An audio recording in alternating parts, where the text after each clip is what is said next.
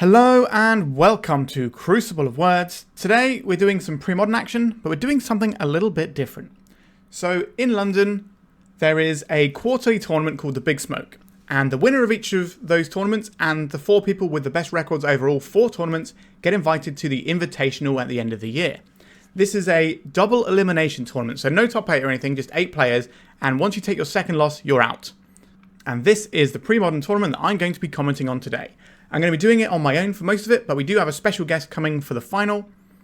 You may know them. They are NeonMushroom, aka Fluorescent Fungus as well, on YouTube. They make a lot of good pre-modern content, so they're going to be doing the final with me. You can check out all of their stuff by following the collaborator tab as they'll be attached to this video. Without further ado, let's just get stuck into it. Welcome to our first round. We have David on the left playing Terrageddon, and we have Rob on the right playing Blue-Green Madness. These are 2 very well-known decks in the format. Let's see how we get on with them. Right, they're rolling off first. Looks like we're going to be seeing Blue-Green Madness going first here. So just going to be drawing their opening hands. I'm not sure if they know what the matchup is going into this one, so it'll be interesting to see if that factors into their openers or not, because everyone kind of knows each other at this event because it's only a little 8-person tournament. Looks like we've got a mulligan coming in on the Terrageddon side of things for David. But the Madness player, Rob, is keeping themselves a full grip of 7 there. We can see a Daze. I think there's an Aquamoeba in there as well. I'm not sure if there's any like big payoffs, but generally what the Blue-Green Madness deck wants to do is play a little bit like a tempo deck, where it's trying to jam some big monsters like Roar of the Worm and Arrogant Worm, and then backing it up with things like Daze and other permission spells. Apologies if the camera gets knocked a little bit, I'm just working with the footage I have, I'm afraid.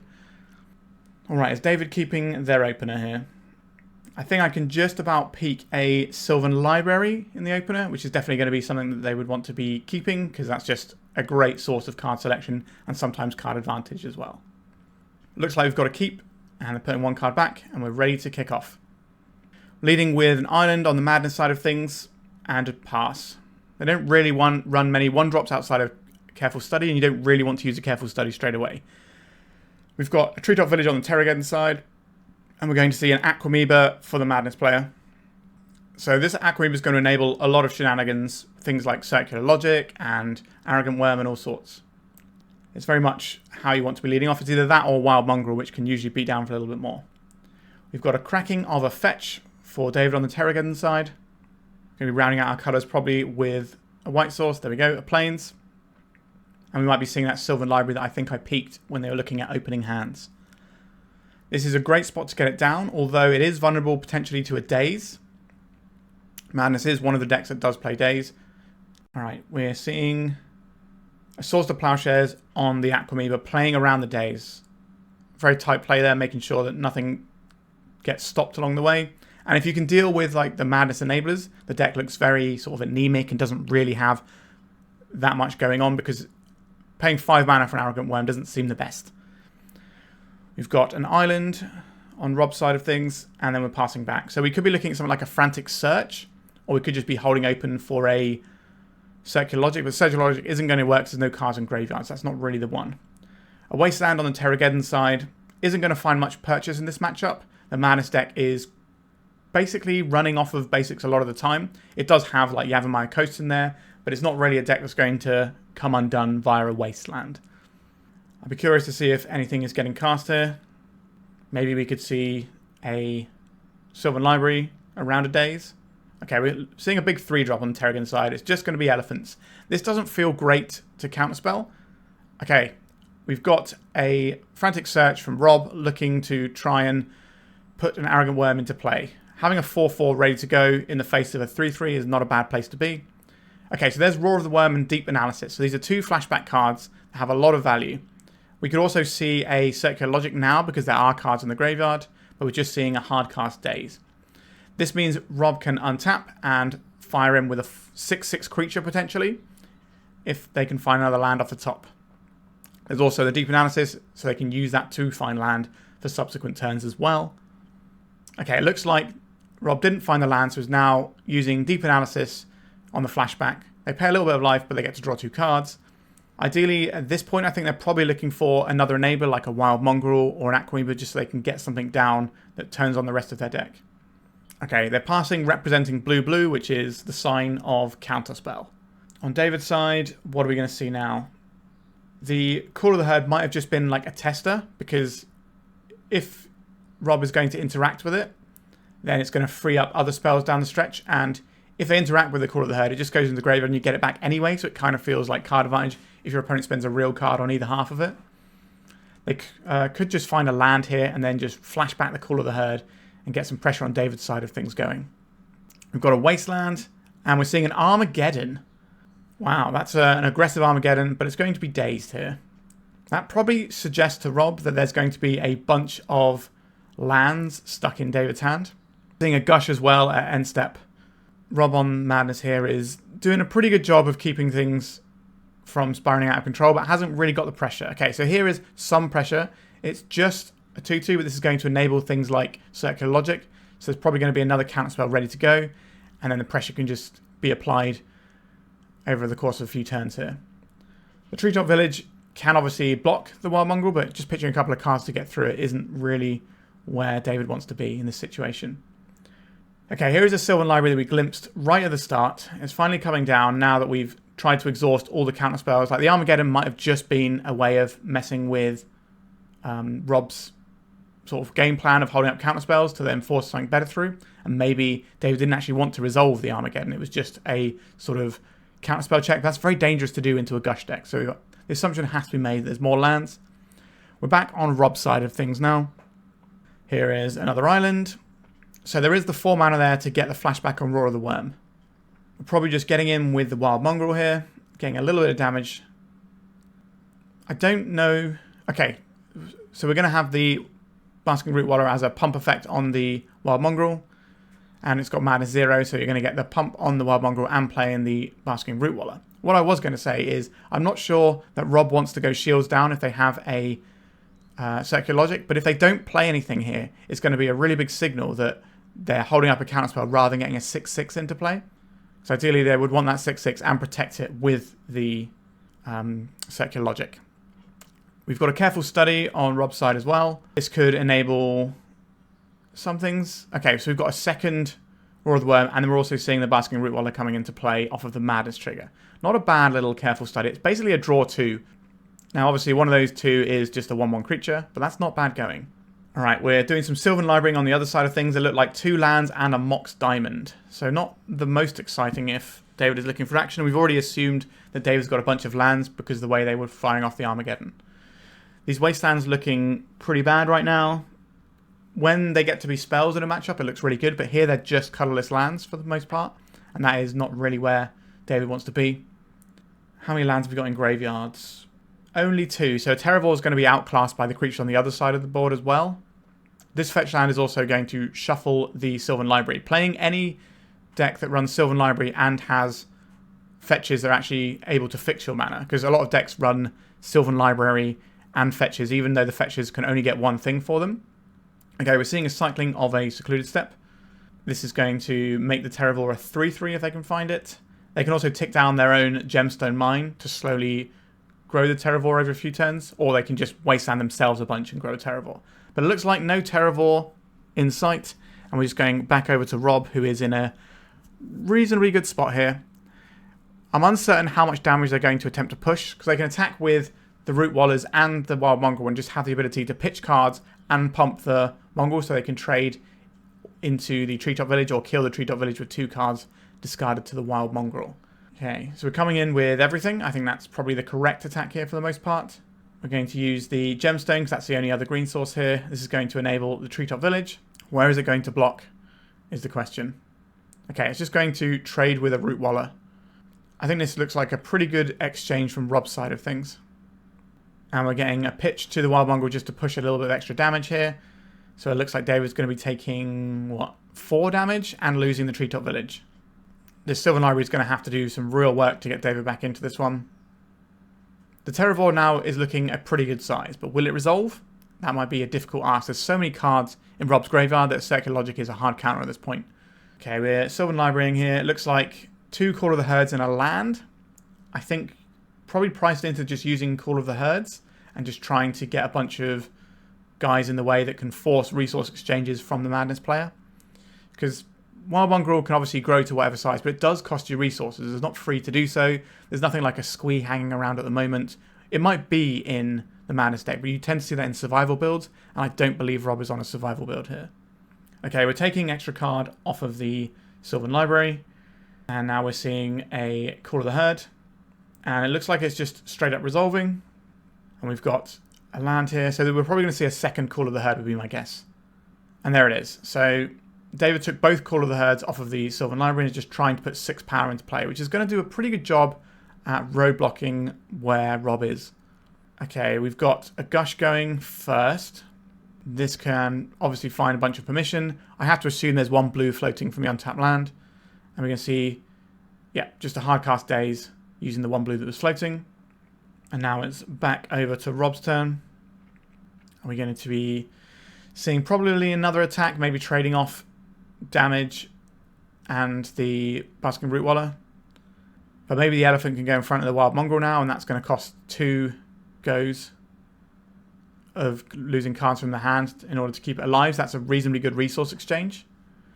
We've just got the other Deep Analysis being flashed back now.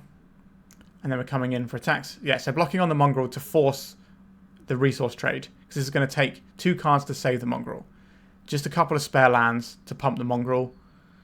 So the Mongrel's going to be a 4/4 and just gobble up the Elephant.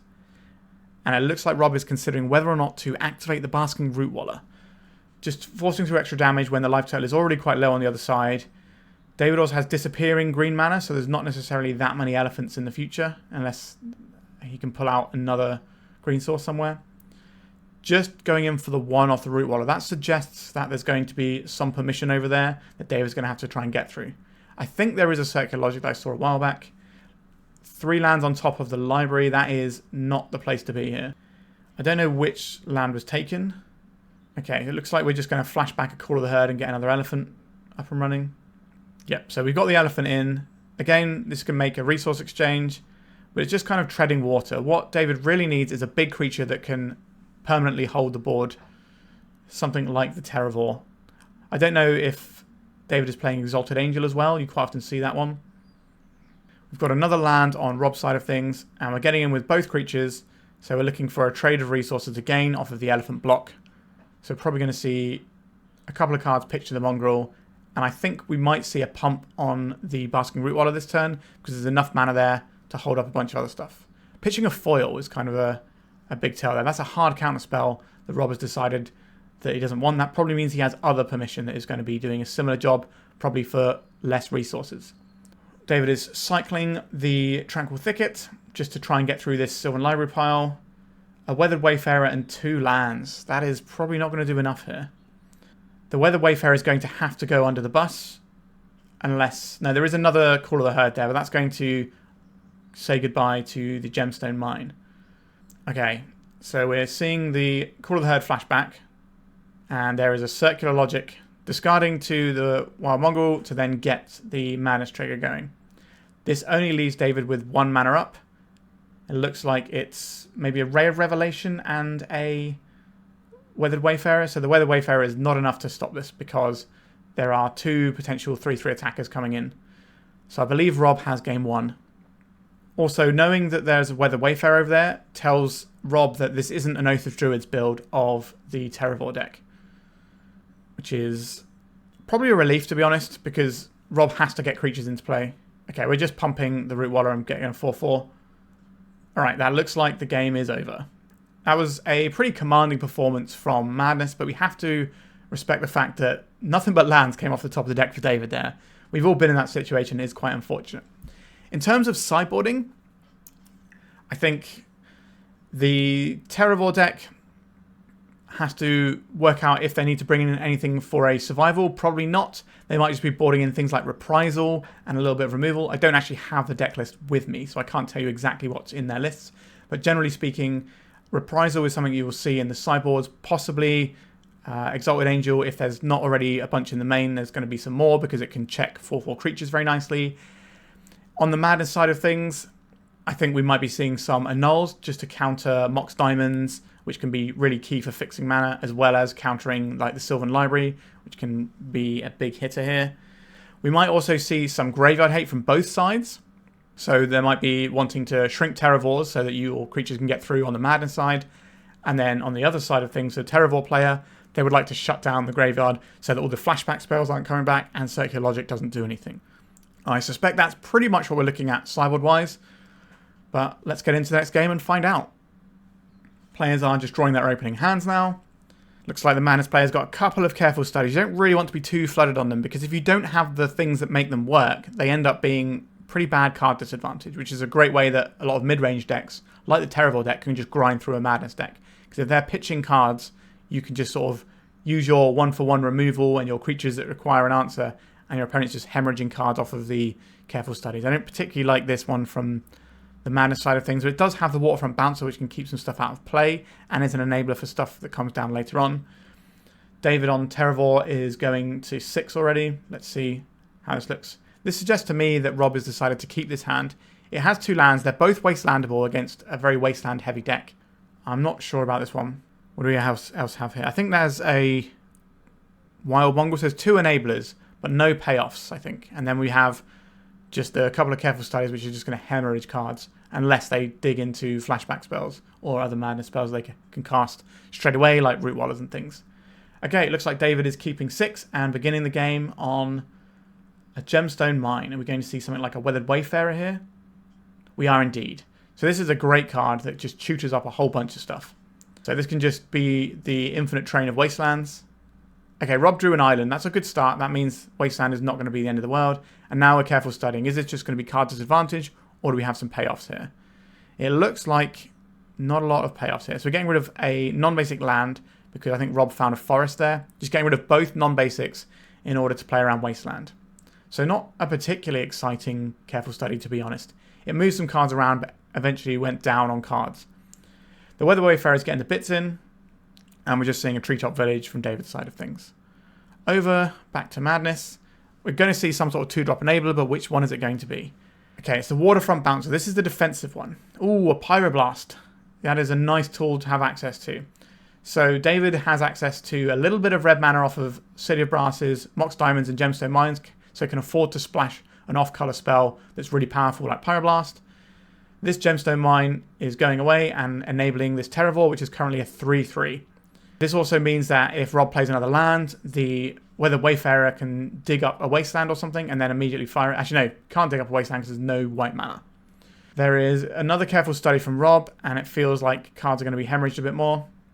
Okay, so at least one of the cards discarded is something that has text when it's in the graveyard. So this is effectively card neutral with the careful study. We're just seeing some rumbling coming in here. So we've got the Treetop Village, the Weather Wayfarer, and the Terravor just absolutely smacking Rob in the face with a bunch of big creatures here. Got a land on Rob's side of things. He's going to need to put something into play now. Otherwise, he's just going to fall behind too much. There is the threat of a Frantic Search here. So you can go Frantic Search into Arrogant Worm and then block something. And it looks like David is respecting that and not attacking. So we have an end of turn Frantic Search from Rob instead. I think that's a heads up play to not attack into that. Like, what else is going to be done with 3 mana when they're this far behind on board from the Madness side of things? Okay, so now the biggest creature is the Arrogant Worm. But that might not be for long, because there is a Wasteland in play which can pump the Terravor by 2 by wastelanding one of David's own lands if needs be. We've got an island here. I like playing out this island because it allows the Roar of the Worm to come down. But it also means... Oh, okay, so we're going to see +2 on the Terravor here by wastelanding the Treetop Village. So this means the Arrogant Worm is going to die to the Terravor. I think Rob missed that play slightly. Okay, so we're getting a flashback of the Worm. So we've got a 6/6 Worm ready to go. This is big enough to deal with the Terravor for now, but one more land in play, in the graveyard, is going to be enough for the Terravor to trade with the Worm, and a second land is just going to be way too much. Okay, it looked like we just had a pass from David's side of things. We're back with Rob. He's playing out another threat. Back to David. We've got a Mox Diamond coming down. This is going to potentially grow the Terravor. Rob doesn't want this to happen, so he's just going to Circular Logic that. Okay, so there is now a gemstone mine, which can delete itself to grow the Terravore, but that is a long-term prospect. What this does mean, though, is that the Weather Wayfarer is now active. So this is a 5/5 Terravore, I believe. Yeah, a 5/5 Terravore. So the Terravore can attack. I don't think it wants to block the worm anyway. Yeah, so Terravore's coming in here. A pretty big chunk. And now we're seeing the Weather Wayfarer activate. We're just getting a Tranquil Thicket. So this is going to cycle to get an extra point of damage through with the Terravore right now. Just really pushing the damage here.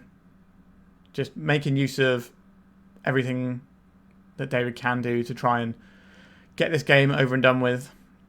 The Terravore is such a powerful scaling threat that it's very difficult for the Madness player to interact with it, especially once the Waterfront Bouncer got Pyroblasted, so it couldn't be there to manage the board.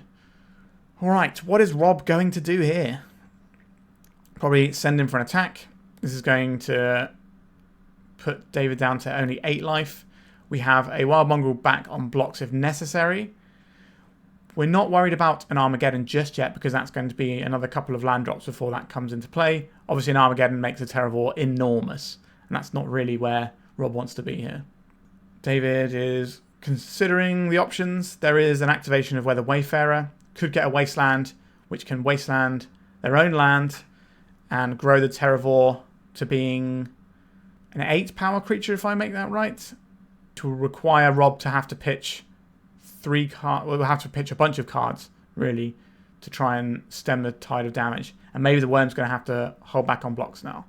So we might just see a let's go all in on Terravore play off of this Weather Wayfarer. Just fetch up the Wasteland, bin off your own lands, and then get stuck in. Okay, we're seeing a land drop played instead. So there's action on David's side of things. These gemstone mines are going to answer themselves anyway. Oh, a Meddling Mage. That's really interesting. This is again showing the diversity of cards that you can actually cast with a Terravore deck when you've got a bunch of rainbow lands in there. We're just seeing a circular logic to stop the Meddling Mage though. I don't think there's any sort of action that David can do in response here. It's just going to say goodbye to the Meddling Mage. Is there anything for a single green mana that can be done here? Probably not. Okay, the Terravore is back on blocks. And now we're seeing an Arrogant Worm added to the board on Rob's side of things. This is a pretty scary board. But Terravore can gobble up any one creature. It's going to be very hard to pump the Wild Mongrel to the point where it can survive being blocked by a Terravore. It's a case of, are we just forcing damage? It looks like we are just forcing damage here. I think the Wild Mongrel and the Worm both have to be blocked here, because the Wild Mongrel can probably pump a fair bit. And we are seeing that. So the Weather Wayfarer is going under the bus. The Terravore is currently a 6/6 if I have my calculations correct, which means it didn't want to block the Worm because it wouldn't survive. So we're chump blocking the Worm, killing the Wild Mongrel, taking 4, going to 4, but then the Terravore can just crack back for lethal. Okay, we're seeing another Wild Mongrel post-combat. This is hopefully, for Rob's sake, going to be able to block enough damage from the Terravore. If we see land into Armageddon, then it's just absolute lights out if that resolves. But the Madness deck does have a bunch of counters. We're examining the graveyard over here, just checking size on Terravore, I would assume. Alright, we're on David's turn now. It looks like an Armageddon is being cast. So this is going to make the Terravore a 15/15. But it looks like David has picked up his cards. So a 15/15 here attacks, and then it forces all of Rob's creatures to go into the bin. And that means the game is basically over. However, it looks kind of weird here, where we're seeing David just pick up the cards immediately. And, okay, we're getting a little bit of discussion off of the players here. They have different ideas of what just happened there. So David thinks that Rob was scooping to the Armageddon when Rob was putting their lands in the graveyard. And they're going to game 3. But actually, the situation here looks like that David just scooped it up. Is kind of how it appears. But obviously, I think David had that game won because the Armageddon was enough to make the creature large. So I think the result here is that it was actually the poor communication on both players' sides is actually going to end up being pretty bad on David's end here, because that's going to mean that the solution here is that David actually ends up losing that game. To be fair, Rob could have attacked the previous turn and probably won that game. So it's a bit interesting. Although I don't know if Rob had enough cards in hand to do that. But that's not an ideal situation. But all right, that's the end of the first round. And Blue-Green Madness takes it down in a slightly wonky fashion at the end right there. For free, fast, and secure worldwide shipping on high-end singles, classic products, and full sets, check out 3-for-1 Trading. Whether it's the Legacy or Premodern that I play on this channel, or even Vintage and Old School, they've got you covered. Find them through the link in the description of this video and use my code COW3 for free worldwide shipping on your first order over $500 or euros. Right, we're just getting into round 2 now. We have James on the left playing Goblins and Ed on the right playing Sly or Burn, or however you like to call it. Sort of the mono-red burn spells and aggressive creatures sort of deck. I think this matchup is one where the Goblins can kind of put enough stuff on the board so that the creature plan of the burn deck doesn't look very good. But if they can put the correct burn spells into the correct targets, they can really mess up the Goblin deck. Also, Goblin Lackey is probably not going to be very good in this matchup because it's going to get burned by all the many cards in the Sly player's deck here. Right, looks like our players have drawn their opening hands now.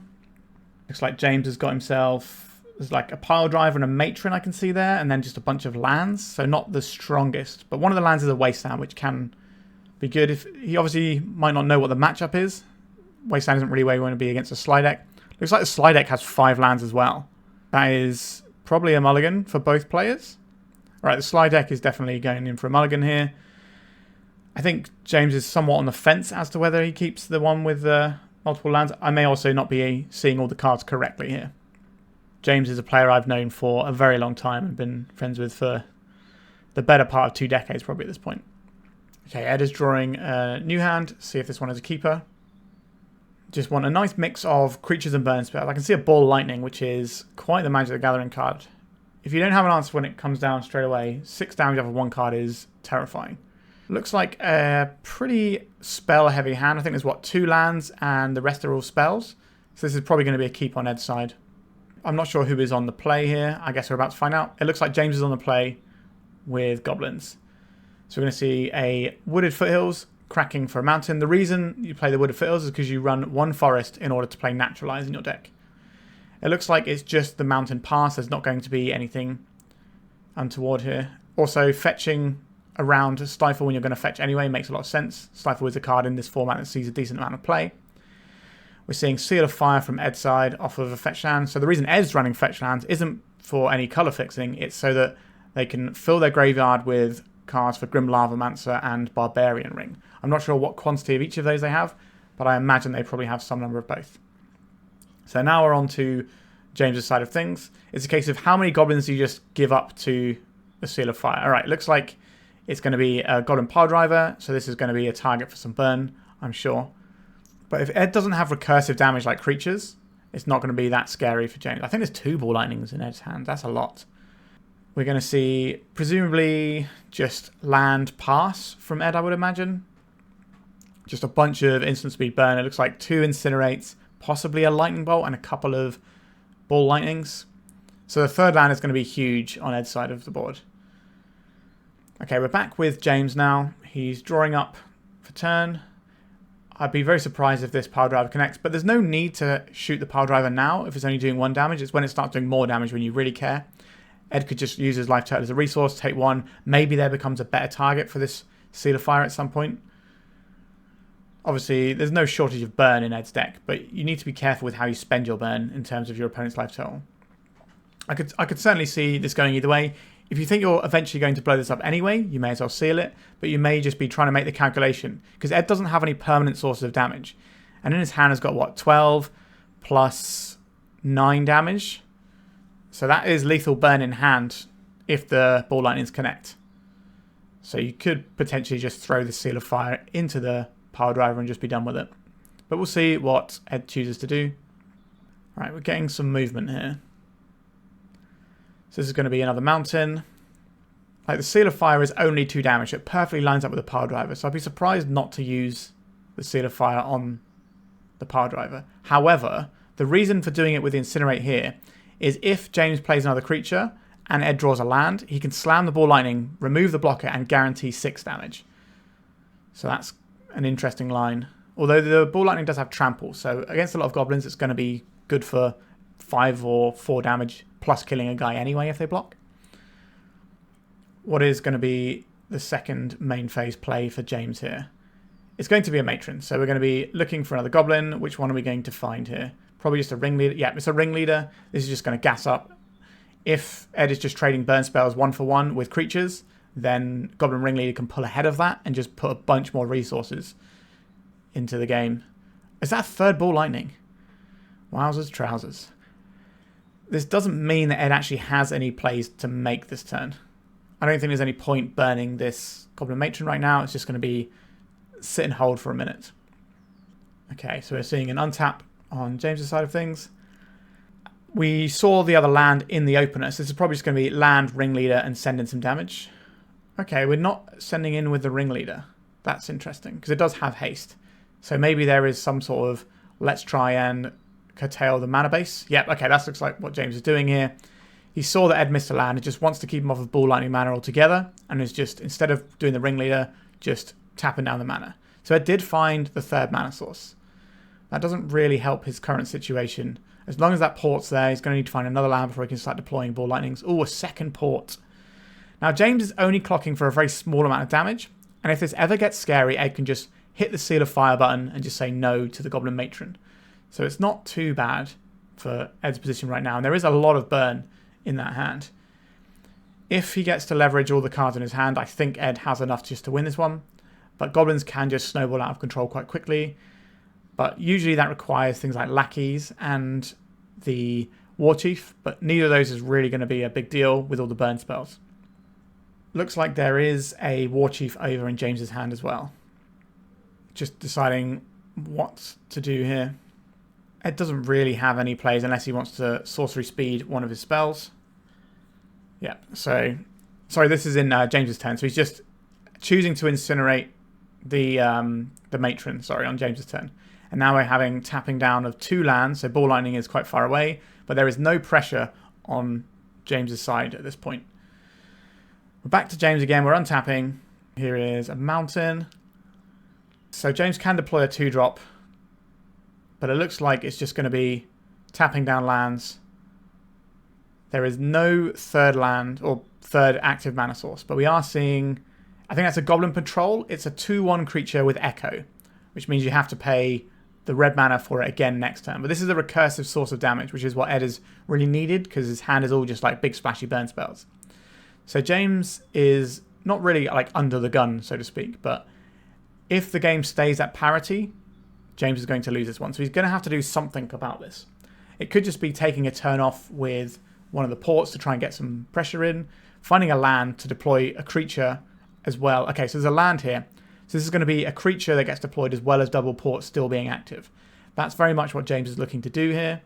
It's sort of the way the game's been sculpted out, and then maybe at some point the Ringleader can reload and then dump a bunch of stuff with all the mana. We did see a Goblin War Chief. I wouldn't be surprised to see that come in. I think you probably just attack with it, but you do have to be a little bit careful of your life total. You can't win the game if you just never like put pressure on the burn decks. Eventually it will have enough burn spells to go to the top. It looks like we're doing a Ringleader turn and taking a bit of time out from doing the port stuff. Okay, we've still got 1 port active, so we're going to see Ringleader first. It's hitting Pile Driver, Matron, Wasteland. Not bad. Drawing 3 cards and producing a 2/2 body. That is a lot of potential pressure coming down. If the Goblin War Chief had come down before the Ringleader, we could see a Pile Driver hit as well this turn. Obviously, there's a Seal of Fire in play, so it's going to kill whatever. Be interesting to see how James navigates this one. I think there's a couple of options. You could just hold up this port, but it doesn't seem great. The burn deck's got so much mana in play, more than it wants anyway. I think it's better to try and get some pressure down. It looks like we're going to see Lackey into presumably Pile Driver and just getting some pressure down. This is an interesting spot for Ed, because if this Richland port on James's side gets tapped down, then the Ball Lightning is just going to be able to get everything done that it needs to get done this turn. Yeah, so we're going to see the Power Driver as well. I like that. Play the Power Driver out now. Next turn you can play the War Chief, possibly when Ed doesn't have any mana up, and then all of a sudden you've got a whole bunch more power on the Power Driver. We know there's a second Power Driver as well, so this can just be an almighty swing. So Ed tapping out for a Ball Lightning here is a little bit scary. I think he probably just wants to draw a land so he can keep Ball Lightning and Lightning Bolt and pay for the echo cost of the Goblin Patrol. It's not an enviable position that Ed finds himself in. There's so many cards on the other side, and as we discussed earlier, trading 1-for-1 resources by burning a Goblin doesn't really work when your opponent's just drawing 3 Goblins by casting another Goblin. I think Ed is deciding if he wants to Lightning Bolt end step here. Alright, he's going to 16 to get a Mountain, so this suggests that he's either just trying to take a land out of the deck to slightly improve his chance of drawing something else, or he is going to fire off the Lightning Bolt right now, which can then target the Power Driver, the Lackey, or just go straight to James's face. Hitting James's face is kind of an odd one, I think, here. I think mana efficiency is also important, but as it stands, it's not going to be very easy for Ed to multi-spell anyway, like outside of drawing a land, because if he pays for the Goblin Patrol, he's not going to have the mana to Lightning Bolt unless he draws a land if he wants to play the Ball Lightning. If he doesn't play the Ball Lightning, he's not really getting the pressure down. So he's in a bit of a bind because there's a lot of damage. Like, James might be able to kill next turn if he just goes like untouched, because War Chief for 3 mana, and then you have what, Pile Driver and another Goblin. So you have 2 Pile Drivers attacking with potentially +8 each. That's just going to be lethal straight away. Okay, so we're seeing the Lightning Bolt on the Lackey. That's quite interesting. This is just going to allow him to pay for the Goblin Patrol and dump the Ball Lightning into play. I think James is looking in a very commanding position now. Let's see. Okay, so there's another Lightning Bolt. I think he's probably going to go for the Ball Lightning here and just try and push maybe, what, 8 damage? The issue with doing that, though, is the clapback is going to kill him. He doesn't necessarily know the clapback's going to kill him, but he's aware of the Goblin Pile Driver in James's hand, and if James has a Matron to go and get... I guess there's not enough mana to get Matron... no, there is enough mana to go Matron, War Chief into Pile Driver, which I think is just about lethal. So the chances that James has a Matron or a War Chief in hand is quite high at this point. So I don't think tapping out for the Ball Lightning makes the most sense unless you keep the Goblin Patrol back on blocks. But even then, the following turn, you're going to be in a bit of a bind because just another Ball Lightning isn't going to be enough to win the game. And then you have this further clapback of more Goblins. Interesting to see what Ed does here. Looks like the Ball Lightning is coming into play tapped and attacking, as is tradition. So this is just a single card doing 6 damage, putting James down to 12. But now, so he's got the Goblin Patrol back. I like having the Goblin Patrol here because it stops some of the scariest things that can happen. But I think this turn is going to be a ridiculous amount of damage and just put the game out of reach for Ed. Unless Fire Blast, maybe. That gives him 7 + 6. That will be enough. So survive this turn, draw Fire Blast is probably the plan. But the Ball Lightning will have to connect in a big way as well. James gets to do a turn that almost looks combo-y here, where you get the Haste Enabler that also is a cost reducer. So you get to spam out a bunch of Goblins, and from just having one guy in play, you can represent lethal damage out of nowhere. This is why having all this mana and doing the port stuff is fine. Just slow the game down, have enough resources, have a big go turn when none of the burn spells are available. It's a really tight way of playing around the burn deck, because they can kill all your creatures, right? Pointing burn at Goblins, if you have like a Linchpin Goblin in any turn, it can be taken out. However, if you end up in a situation like this where you can like tap them out of resource and just have a big go turn, it's going to be an absolute nightmare. Looks like we're starting with just a 2 mana play here. Okay, we are gem palming the Goblin Patrol. We've got a Wasteland here. That's not really going to find many targets. Now we're seeing presumably the War Chief. Here it is. We know there's a Pile Driver still to come. So this is going to be taking a pain off of our Karplusan Forest to put in the Pile Driver. And then we're going to have a big swing here. So each Pile Driver is getting +4. So this is 10, 11, 12 damage. This is going to put Ed to 4. Now he can still win if he draws a Fire Blast here. But otherwise, it's going to be somewhat troublesome. If you just think of a Goblin Power Driver as like an anthem of +2 for every goblin, it's the easiest way of calculating the damage. Okay, so we've got 9 life, I think. Is that right? 5, 10, 11, 12. All right, we drew a land, so I don't believe there's going to be much chance here for Ed. So, sorry, Ed is on 4, not 9. I misread the handwriting, and that is the writing on the wall. That is the end of game 1. So we're going to be going to sideboards here. Thankfully for Ed's side of things, James isn't playing a white deck or a blue deck that can have things like chill or warmth or any of the really big hoses for red. But if we look at James's sideboard, he's just thumbing through it there. I think it looks like he's just boarding in the Pyrokinesis, which can take out little guys. I think in terms of what you take out, you're probably shaving some of the slower stuff like Matron. Sharpshooter maybe goes as well. You do want the Mog Fanatics, I think, because they can ping down and hit a ball lightning. That seems pretty good. In terms of the burn side of things, there's probably going to be some amount of ways of blowing up creatures and maybe dealing damage along the way. I don't think there's any need for like Sulfuric Vortex-y style cards. I think it's just going to be a case of he needs to get creatures down and hit the linchpin creatures that James provides, and then just have enough burn to finish off. So I don't think there's going to be anything too unusual coming out of the burn deck, but we'll see what happens in game number 2.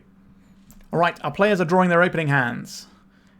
The burn slide players got, what, 3 lands and 4 spells? That's not a terrible distribution. I think there's, what, Fanatic... Oh, that might be an Earthquake, is the white bordered card. I'm unsure. We'll find out.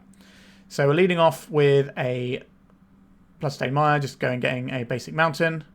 What Ed really wants to see here is some kind of like Jackal Pup style card that you can just get in, start dealing damage, so that every burn spell that kills a creature is actually providing you tempo because you're getting more damage in. Because if you're just clearing the creatures but not advancing your own game plan, it doesn't feel great. Okay, it's going to be the Lavamancer.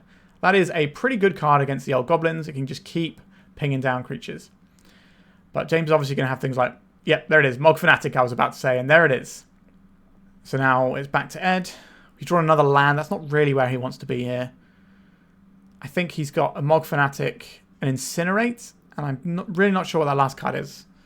So we're going to see a Mog Fanatic here. And we're back with James. He's got an absolute grip full of monsters of different descriptions here. I think there's a Siege Gang in there. There's a Naturalize, which can hit things like Curse Scroll and the Sulfuric Vortex, if that's in. It's just a way of like getting constant damage. Ed is fetching a mountain out of the deck. This is just to try and thin out the deck a little bit, because you're going to fetch it anyway. You may as well get that 0.001% or whatever it is. We're going to see another land enter Ed's hand, really flooding out here. Getting the first point of damage across to James. Playing a land and passing. We've got an end step Gem Palm Incinerator just to draw a card here for James. This is not to kill anything. There's no goblins in play. Actually, I don't think it counts your opponent's goblins, but maybe it does. I can't remember now. But do you have the Matron now? This is going to go and find whatever spooky tool is required. So this is just a creature that can get in the way of the Mog Fanatic as well and stop the recursive damage coming in. I think we might be looking at like a War Chief or something, but it depends what the rest of the hand is. Okay, no, just a Ringleader, just gassing up, make any 1-for-1 trades look real bad for Ed. I think Ed is in quite a lot of trouble here. He doesn't have persistent damage, really, and his hand has got way too many lands in right now. He'll be happy for all these mountains if he can just draw nothing but Fire Blast later on. But that's not necessarily going to be the case. Right, we're just shuffling up here after various fetches and stuff have happened. And now we're going to be going back to Ed's turn to see how we can get out of this and if he's going to draw yet another land. For his sakes, I hope that he doesn't and we get more of a game, because this is looking very one-sided to me. Alright, it's a creature. That is some persistent damage. That's not nothing. If that other card in hand is an Earthquake, to just deal a bunch of damage to the little guys, as well as getting a little bit of damage across to the player, That could be really clutch later on, but it's very hard to run the Goblin deck out of gas because it's just got so many ways of putting cards in its hand. So like the Ringleader is obviously a great way of doing that, but then you can just fetch more Ringleaders with the Matron, and then the Siege Gang is just a bunch of bodies on one card, so it's a lot to deal with. So I think from Ed's side of things, the consternation over whether or not to play the Jackal Pup kind of suggests that that card in hand with the white border is an Earthquake, which means that playing out a creature could have a bit of a downside. But we are... Ooh. Okay, we are investing the Jackal Pup. The Fanatic can attack here. It's either going to trade. Yeah, it definitely looks like an Earthquake to me. I could be wrong, but... Alright, we're just going for a trade of creatures here. This leaves the board empty with a Jackal Pup for Ed's side. But we're going to see the Ringleader, which is big enough to attack into the Jackal Pup or block and kill it. Alright, so far, just one card. Just the Siege Gang Commander, but also reveals that there's Pyrokinesis in the deck that Ed has to worry about. Are we going to see a burn spell on this little Ringleader? We might just see the Incinerate Fire because it's going to be 2 damage off of the Jackal Pup anyway. So it's almost the same as burning to the face. But then maybe it makes the next turn better as well. But considering how few resources Ed has, he's just sort of flooded out a bit. Doesn't really want this many lands in his deck. It means he's going to be having a lot of trouble to get over the finish line when James is just gassing up every day. Tough choices for Ed. I don't think there's great options. He decided not to Incinerate here. He did draw a non-land, so that's something at least. Are we going to see a burn spell and an attack here? He can hold up an additional burn spell if he needs to, but if we look at the damage race at the moment, James is actually doing better. So it's 19 to 15, and James has got more life, which isn't really where the burn player wants the game to be progressing to, especially now that James is getting to the point where he can cast his big top end things. Anytime he finds a land, he just gets the Siege Gang Commander, which is a lot.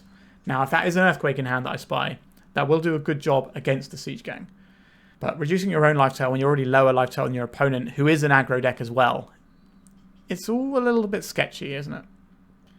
Okay, we got 3 mana being tapped. Just another Matron. So this could be just getting a Lackey out. I think that might be what we're seeing here, because that forces burn spells at a 1/1 creature that was free off of your other creature, rather than at your face. It just makes things a little bit difficult. Right, looks like we're getting a Lackey. I assume that's going to be the play this turn as well. I don't think this is the spot where Ed wants to unleash his Earthquake, if that is indeed what it is. I think you wait for the Lackey to hit, as weird as that is. Put in like the big Siege Gang, and then you can clean up the Siege Gang. The problem is, if they have a bunch of mana open, then they're going to be able to ping you a bunch as well. It's just an awkward situation.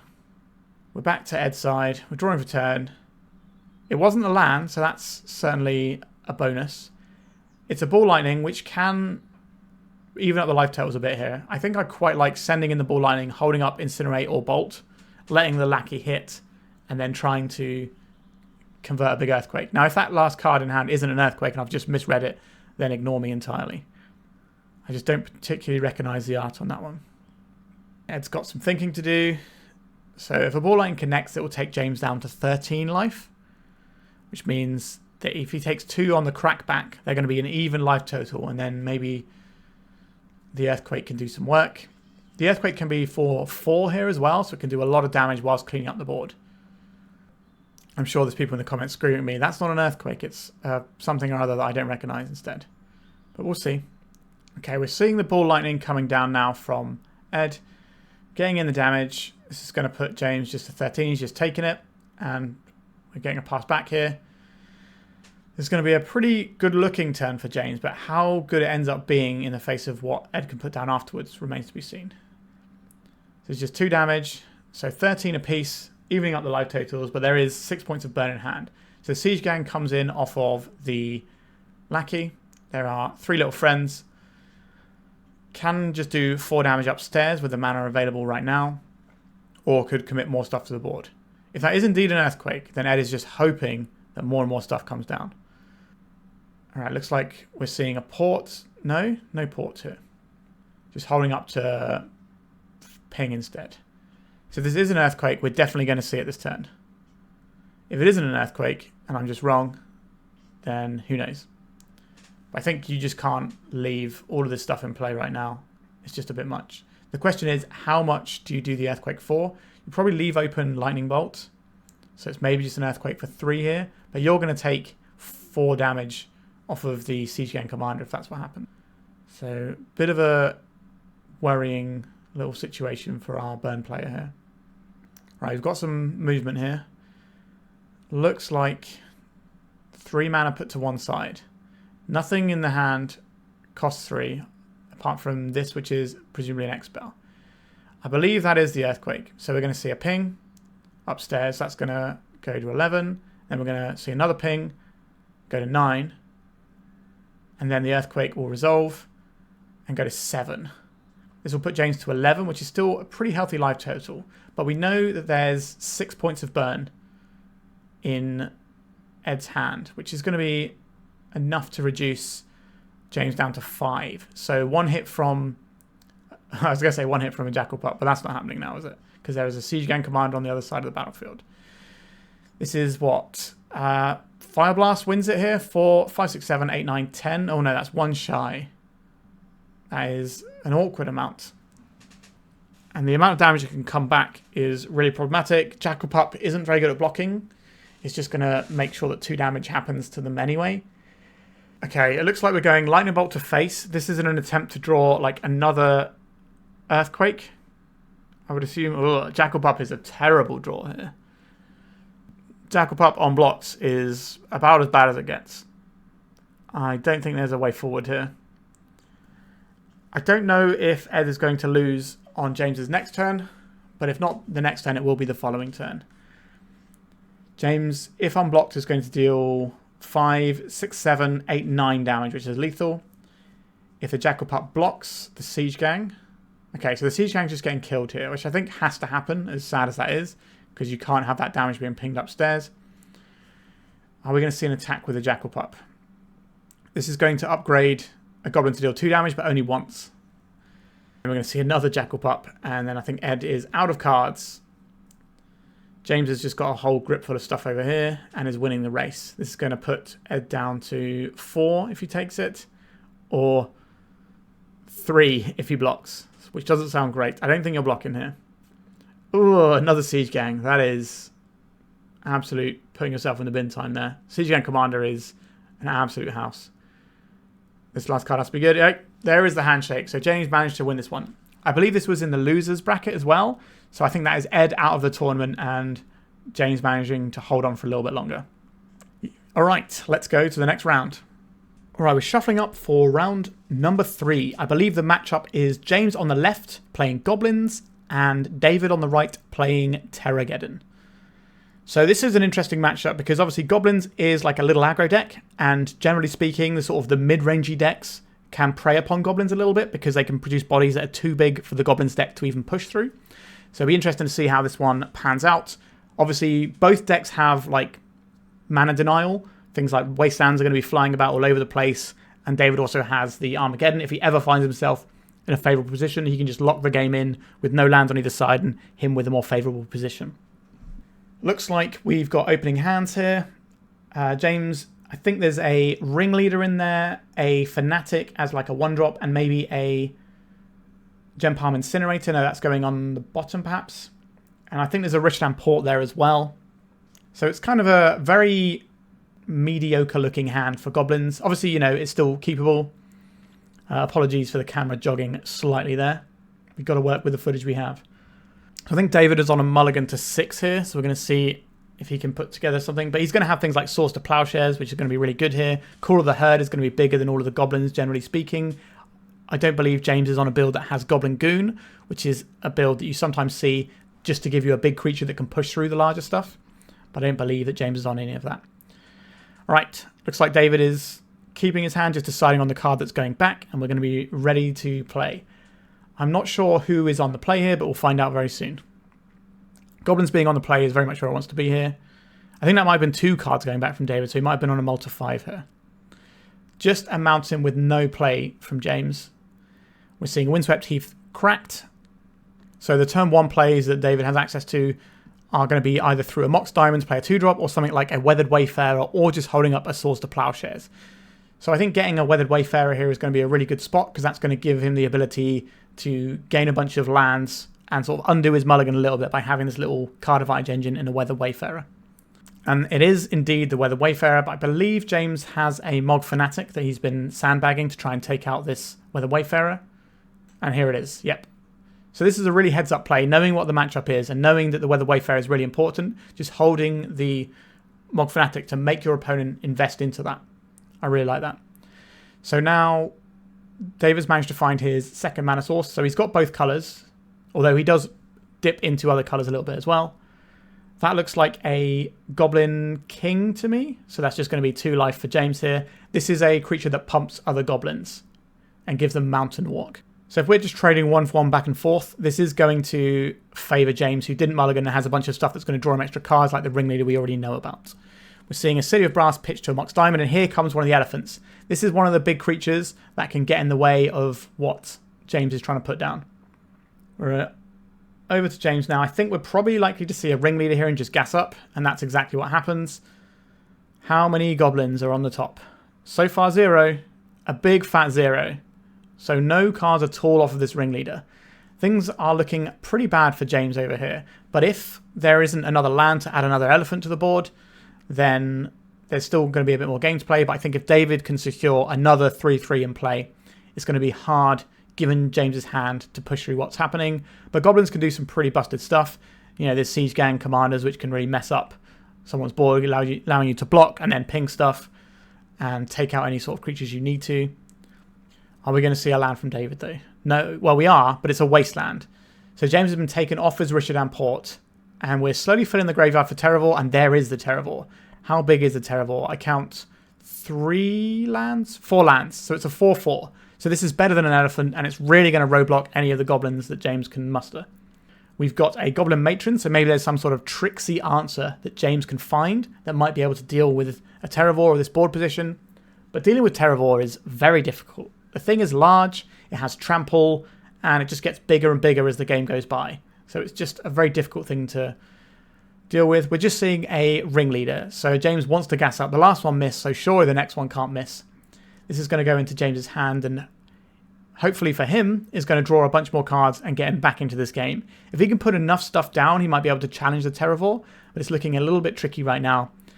If he can get enough goblins, he might be able to use Gem Palm Incinerator. That's his best removal, well, his only real removal spell, aside from things like the Siege Gang, where you can bin off a bunch of goblins to ping. But it only takes 1 more land to be in the graveyard, and then this Terravor is going to be 5, which will take 3 separate activations of a Siege Gang. That's 6 mana and a long way off, and James would probably die before then. So not getting another land into the graveyard is going to be a real key part of James being able to stabilize in this game. We could see a trade of 2 creatures for the elephant, just get it off the board.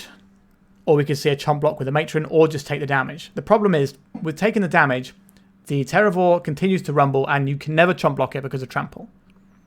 Looks like James is weighing up his options, and he's decided that he's going to take a bunch and go down to 12. This could lead to some explosive Goblin War Chief lines.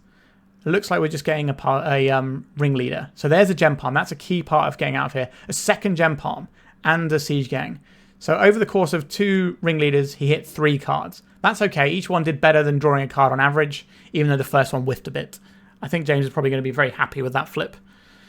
The question is, does he have a way in which he can survive all this? Because all it takes is 1 Armageddon, and this game is completely unwinnable. There's a million things in the graveyard. Terravor is just going to be too big and win the game before anything else can happen. I think James is doing some combat maths, working out how much damage he can actually get in this turn and what he needs to block. He could double block with Ringleaders on a elephant on the next turn, and that would just trade 1 Ringleader for 1 elephant, which is a reasonable trade.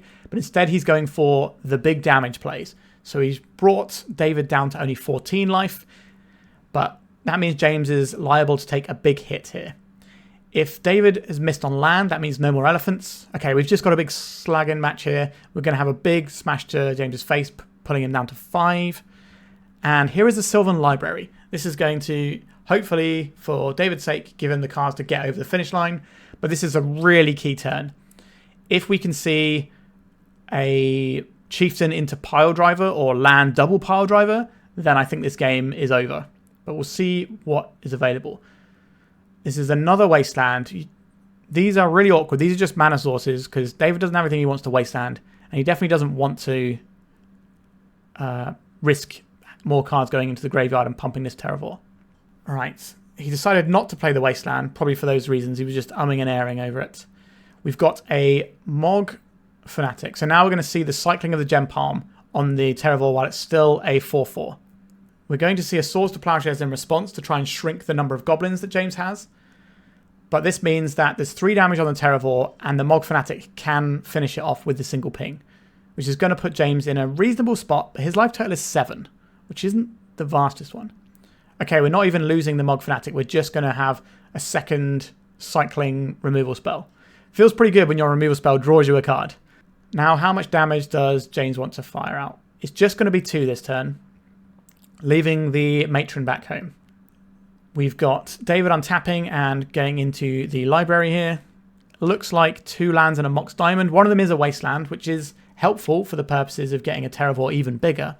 But does he have a Terravor? I think if he had one, he probably would have followed it up on one of these other turns he's had. So I suspect he's pretty low on gas. I think the Swords to Plowshares was the last card in his hand. So now he has to make a decision about, does he try and draw through this pile with his Sylvan Library? I think at least this turn he's going to get to play a land and flash back the Call of the Herd. So he's going to have a reasonable roadblock. So I don't think there's a necessity to draw extra cards here, because you're going to be able to stabilize a little bit for a turn, especially since both of the Gem Palm Incinerators are gone, which are the best way that James has of dealing with these elephants. But we've got a bit of a think here. Neither of those lands are fetch lands, so there's not an easy way to shuffle the Sylvan Library. So it's a case of how much life do you want to pay? What is the next turn worth to you? Because on the next turn, how many extra cards are you going to get to see if you pay life here?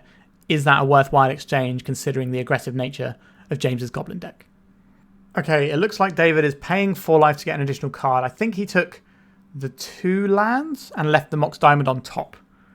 So he's going to have to try and use the Rishadan Port, which is one of the lands, to cast the Call of the Herd, I think, and kind of bait James into... Oh, wow, we've got an attack. That's really aggressive here. I was thinking maybe you just hold up your shields for a turn and see what the next library does. This is going to get some material off the board, but it's just a chump block. And now we're going to see the other elephant. I guess the idea here is that this elephant can sort of hold the fort, and you do need to attack to get something going. And David does have the higher low total, not by much, and the Mog Fanatic can immediately equalize it. But it's probably worth making the calculation of how aggressive you want to be. David is going to see 2 fresh cards next turn off of the library, which is probably going to be the thing that decides this game, I'd imagine, because we know that James has just got a grip full of stuff because the ringleader gave him 2 goblins which cantrips and a Siege Gang Commander. We could see the Siege Gang Commander come down this turn, which can represent the ability to block tokens and then ping. So then there's not going to be good attacks or blocks for David from that point onwards. But we'll see what James has in mind. He looks like he's thinking about wastelanding. That does come with a threat of powering up a Terravor. But I think at this point, Terravor is going to dominate the board anyway. So cutting your opponent off of resources and just saying, I hope you don't draw a Terravor, is a reasonable approach, I would say. Is it better than playing a Siege Gang Commander, or does James have the land to play the Siege Gang Commander as well, or does he have other plays? I guess we're about to find out. The Rishadan Port goes into the bin from the Wasteland. Looks like James has 2 more lands in hand, so he can definitely follow up with the Siege Gang if that's what he deems to be the best plan. Right, he's thinking about it for a minute still. Okay, there's obviously a bunch of plays available to James, and he's just got to work out what he thinks the best one is. Okay, so we're getting a Naturalize on the library. That means that David is locked into drawing that bad card next turn. We're just seeing the War Chief, but no other follow-up. This probably suggests to me that James worked out that David just wanted to draw through the pile because he didn't do that much. He just got a land, and that was it. So the pile wasn't necessarily that good, so it kind of leaves David in an awkward spot where he has to draw this blank card. So it's kind of like a time walk almost by doing that wasteland, by doing that Naturalize. And it's also going to power down future turns on David's side of things. So I like the Naturalize there rather than developing the Siege Gang. We're going to see a couple of elephants come in. I wouldn't be surprised to see a Mog Fanatic block and ping. It's a case of what does the other one do. Okay, it's just pinging for 1. This is going to put James to 3. And then he's got 4 damage on attacks, plus the Siege Gang, which is going to be 5, 6, 7, 8, 9, which is going to be lethal. So, something else is happening here. Okay, just a Wasteland. That will keep James off of the Siege Gang, although we know that James has a Wasteland. And this Siege Gang will be lethal. And I believe that's probably going to be the end of the game here. Alright. Okay, so we're seeing another War Chief and then the Siege Gang. And that's going to be the end of that game, and we're going to go to sideboard. In terms of how the sideboard is going to go in these matchups, the Terravore deck can play pretty much any coloured spells because it's got Gemstone Mines, City of Brass, and Mox Diamond. So, okay, we're seeing what he's got here. There's some Blue Blasts, they look very good. Pyroclasms look good. Warmth, I don't think he wants here, but it's an option. And I think I can't remember what the other card, I can't quite see what the other card was. But that's a lot of options. So Sweepers in the form of Pyroclasm, obviously great. And the Blue Blast, which is just 1 mana, counter or destroy any spell in James's deck, feels strong. On James's side of things, I think we're probably going to see the Tormod's Crypt, because Terravore can just absolutely mangle all of his creatures in combat. So we're going to see some number of Tormod's Crypts, and then maybe we see like 1 more Naturalized just to deal with Mox Diamonds and the Sylvan Library. That's a pretty good shout, I think. We'll wait and see what happens. But it looks like James is only boarding in sort of 3 to 4 cards here. So it'll be interesting to see what ends up being in the deck. And we're going to get into game 2 shortly. Alright, players are just cutting decks, getting ready to draw their opening hands. Let's see if we can get both players to keep 7 and have a nice contest with lots of fuel for the fire here. A cursory glance says that both of these hands look playable. I think there's Terravore, Pyroclasm, and lands on David's side. And then a bunch of goblins and lands on James's side, which is not a bad place to be. We're going to see the Lackey. We are going to see the Lackey. This means that there's an argument for letting the Lackey hit or letting... Okay, so we're just seeing a cycling of a land here. So now David has to decide if he wants to burn his Pyroclasm on just a Lackey or let the Lackey hit and try and clean up everything that comes out of it and maybe get a 2-for-1 off of it. So that would be a case of using your Life Turtle as a resource. I think there's an Armageddon over there. So David's plan is pretty clear here. Keep the board clean, play a Terravore, Armageddon the board. That seems like a pretty good strategy here. You've got to get enough fuel in your graveyard to make sure a Terravore is big enough. But between the Cycling Land, the Gemstone Mine, and the Wasteland that we think we see in the hand. Okay, we're just going for a Tranquil Thicket here. So this is just building out the mana base. This is where a Wasteland is absolutely brutal. If James can muster one up, can cut red mana out from underneath David, or can cut off the second green pip, if that's what wants to happen. Although we can see that there is a City of Brass in David's hand. What is James going to opt for here? He didn't have the Wasteland, or at least didn't want to play it. How big is the Lackey going to go this turn, and how big does James actually want to go? Because he also knows that David is boarding in some Pyroclasms. So there is this sort of chicken and egg game here. Like, do you go first and get Pyroclasms, or do you wait for the Pyroclasm to come down and then go bigger? We've got a Lackey trigger. Is anything coming in off of it?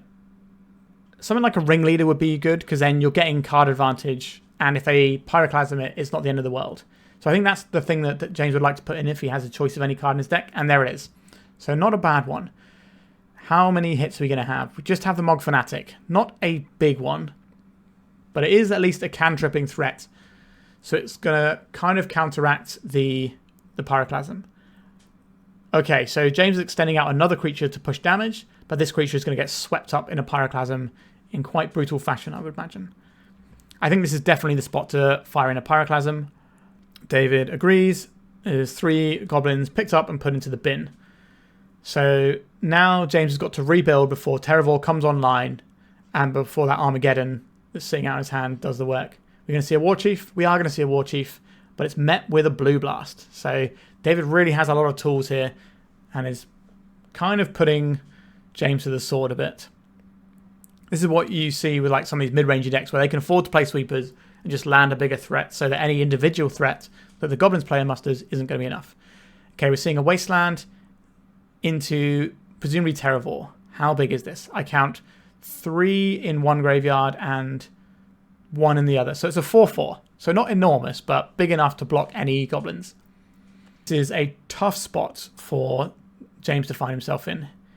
He's going to port down the City of Brass, which does tax David's life total for 1, because City of Brass just says whenever it's tapped, there's a trigger that goes on and deals you 1 damage, regardless of what you're tapping it for.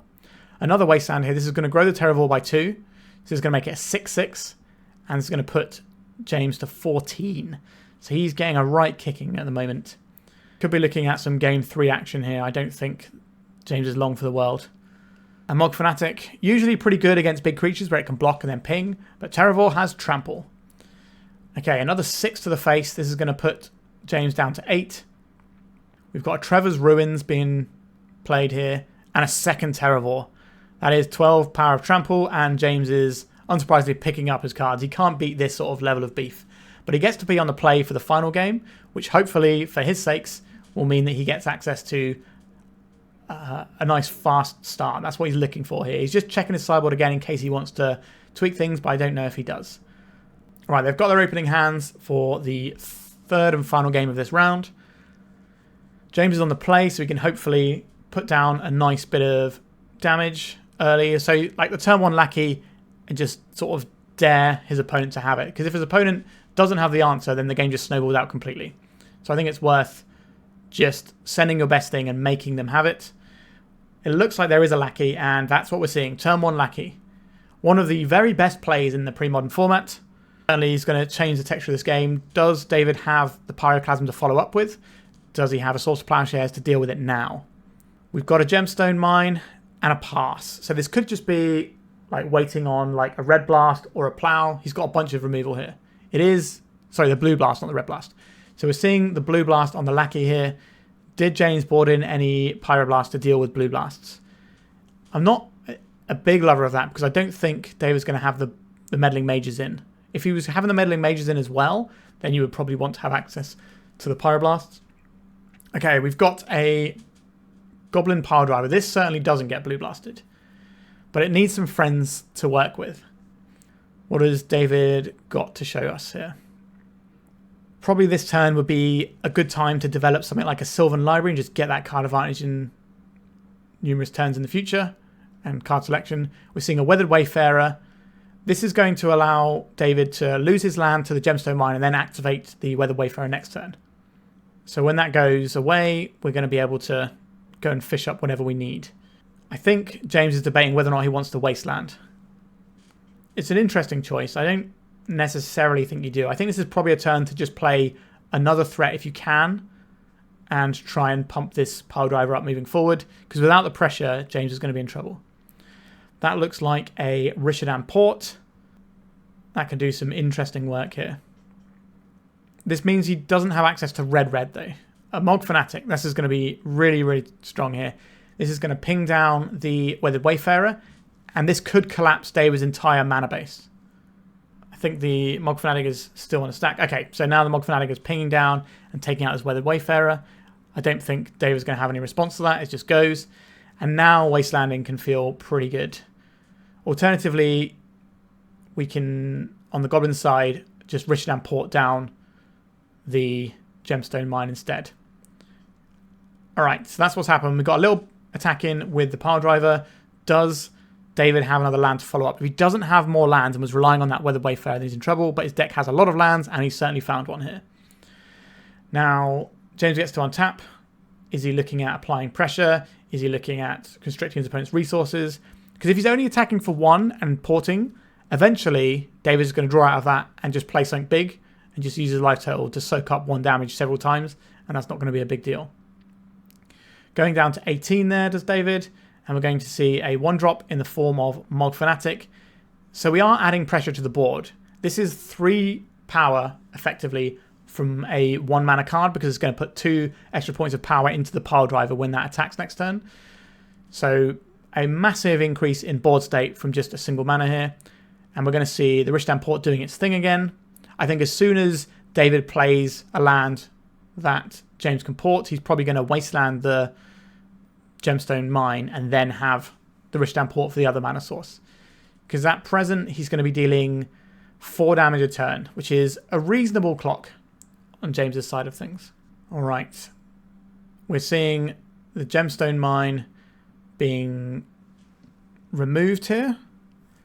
And we're also seeing the fetch lands being grabbed. So this must mean there's some mana in the pool from the gemstone. Is this going to be something at instant speed? Because I don't know why the gemstone mine would lose. We would die here. Unless David's plan is to make a bigger Terravore here. So he just taps the gemstone mine in response to put it in the graveyard, and now has moved to his main phase where he's going to deploy a Terravore. That would make a lot of sense and be a pretty strong play here. Let's see what he comes up with. How many lands and graveyards right now? Is it just the 3? Okay, so we're getting 1 of each basic off of the Windswept Heaths. He's still got a land drop for turn. If that's enough to deploy a Terravore, then we're going to have a 3/3, which is an okay creature. It can block the Mog Fanatic and survive, or it can trade with the Pile Driver. I don't think he's going to want to trade a Terravore, though. That's never going to feel good. This could also just be like a Call of the Herd, but then why would you put the Gemstone Mine into the graveyard? Yeah. So here is a Terravore. The Gemstone Mine play was just to put that in the graveyard to make it larger. This disincentivizes any sort of... Oh, this is a Tormod's Crypt for James. So this is just going to wipe all the cards in David's graveyard, which is going to kill the Terravore, and then allow James to just attack. We're going to see an additional threat follow-up. Another Lackey. So we're getting attack in for 4 here. The stabilization piece of Terravore just dying to a Tormod's Crypt is absolutely brutal. Especially since David spent resources like that. Gemstone Mine is not coming back. He used it to power out the Terravore and make it big. And now James gets to tap down other lands. No play from David to stabilize the board, so he's going to take another chunk here. So it's going to be, what, 6, 7 damage? That's a lot of damage here. This is going to mean that with the ping as well, it's going to effectively put David to a working life total of 4, which isn't going to be a lot. We're getting a trigger from the Lackey, seeing Naturalize, and 2 Goblins. I think that's a Gem Palm, which can deal with pretty much any creature in David's deck at this point. And then there's also the Matron, if there's any like spicy stuff that needs to come down. I wouldn't be surprised to see a Matron come down here, just to put more damage on the board and really tax what's going on. And it's kind of free because it cantrips, so if it gets Pyroclasm, it's not the end of the world. I wouldn't mind seeing that come down, possibly getting a hasty guy. But the problem James has is a lack of his second red source. So there's not a way that James can actually get any haste threats in right now until he finds another land. Right, we're seeing a tap down of the green source this time. This is to dodge anything like a Terravore or allow multiple creatures to enter. So David needs a really good rip here or he is dead. And this will be his second loss of the tournament, so that will put him out because it's a double elimination event. And that will mean that despite losing his first round, James is still going to be in it here. The little goblin player that could, after a round 1 loss, he's going to have to grind all the way through the loser's bracket if he wants to win this one. But it's certainly possible. Let's see if David can survive a turn or if this just lights out. James has got, what, 3, 6, 7, 8, 9, 10, 11 damage plus a ping. Cataclysm. That is an interesting one.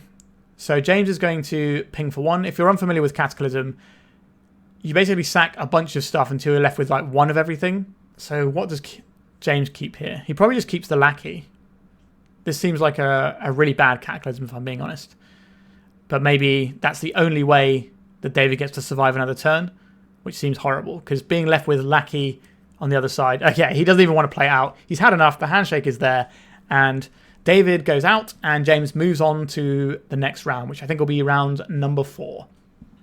We're now into the next matchup. I believe this is James on the left playing Goblins, and Manuel on the right playing Growatog.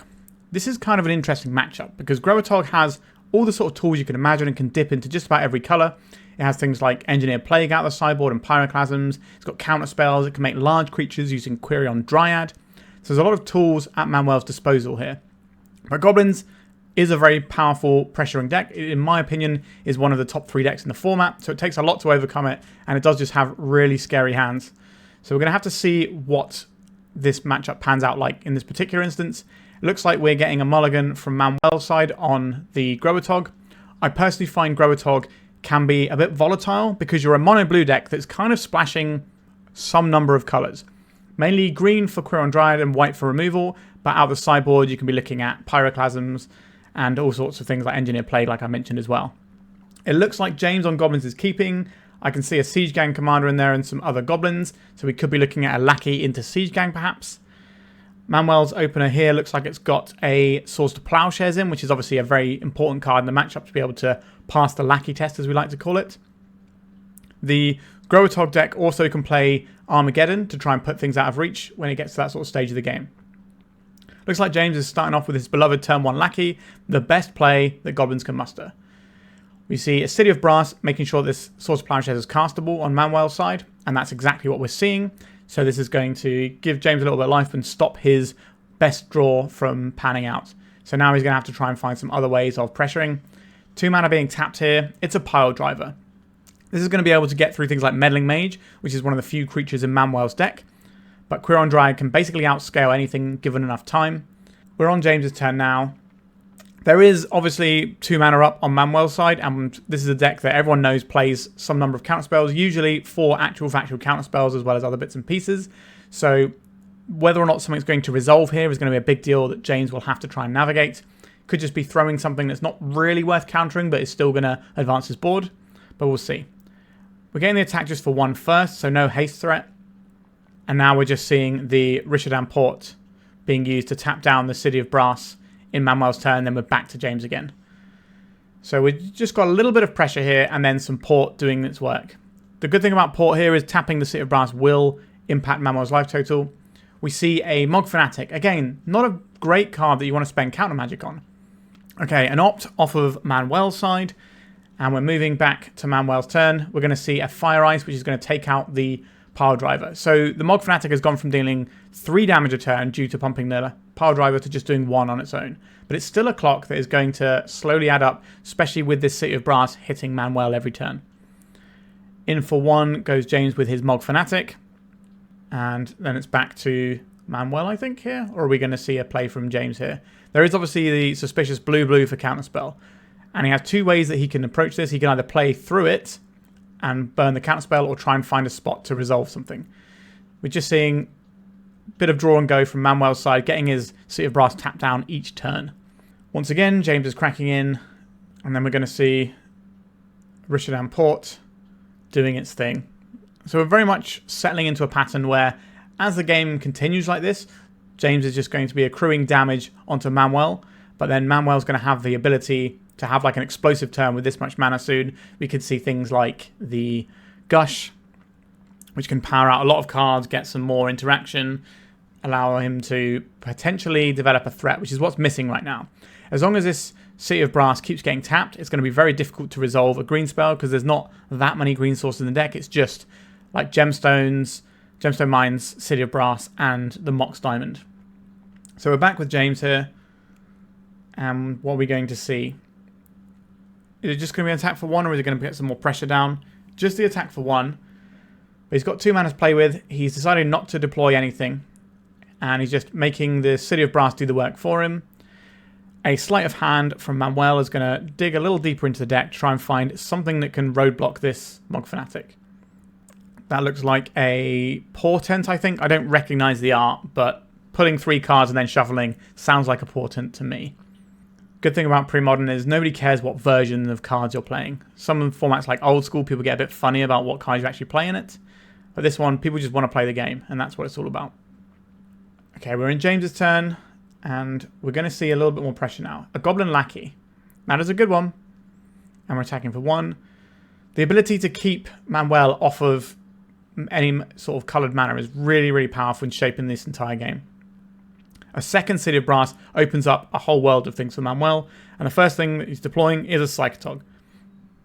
This is going to be able to block pretty much any creature in the Goblin's deck, and pump to live through it. You can remove cards from your graveyard, and discard cards from your hand to pump it. This looks like a Goblin Warchief straight into a counterspell on Manuel's side. Are we going to see any follow-up from James? Or is he going to continue doing this Port stuff? Because the City of Brass has done quite a number on Manuel's life total. I can't quite make out the numbers here, but he's in single-digit life total at this point. Seeing them both come in, the Lackey gets eaten by the Tog, and then the Mog Fanatic connects. I think he might be down to even 4 life here. 3 life, it looks like. Okay, so James can just tap these City of Brasses all the way down and defeat Manuel that way. Unless Manuel can get like a really big swing with the Psychotog in, which can sometimes just do lethal damage, but it has to do like the full amount here to really matter. The Mog Fanatic also represents 1 point of damage, so Manuel is effectively on 2. So this is just 2 turns of tapping down with the City, tapping down the City of Brass with the Rishdam Port, and he can just leave the Mog Fanatic back. If the Psychotog attacks, he can just block and ping, and he's just got his 2 activations of the Rishdam Port. Is going to be enough probably to put this game away, or potentially force Manuel to like plow one of his own creatures, which isn't the ideal situation.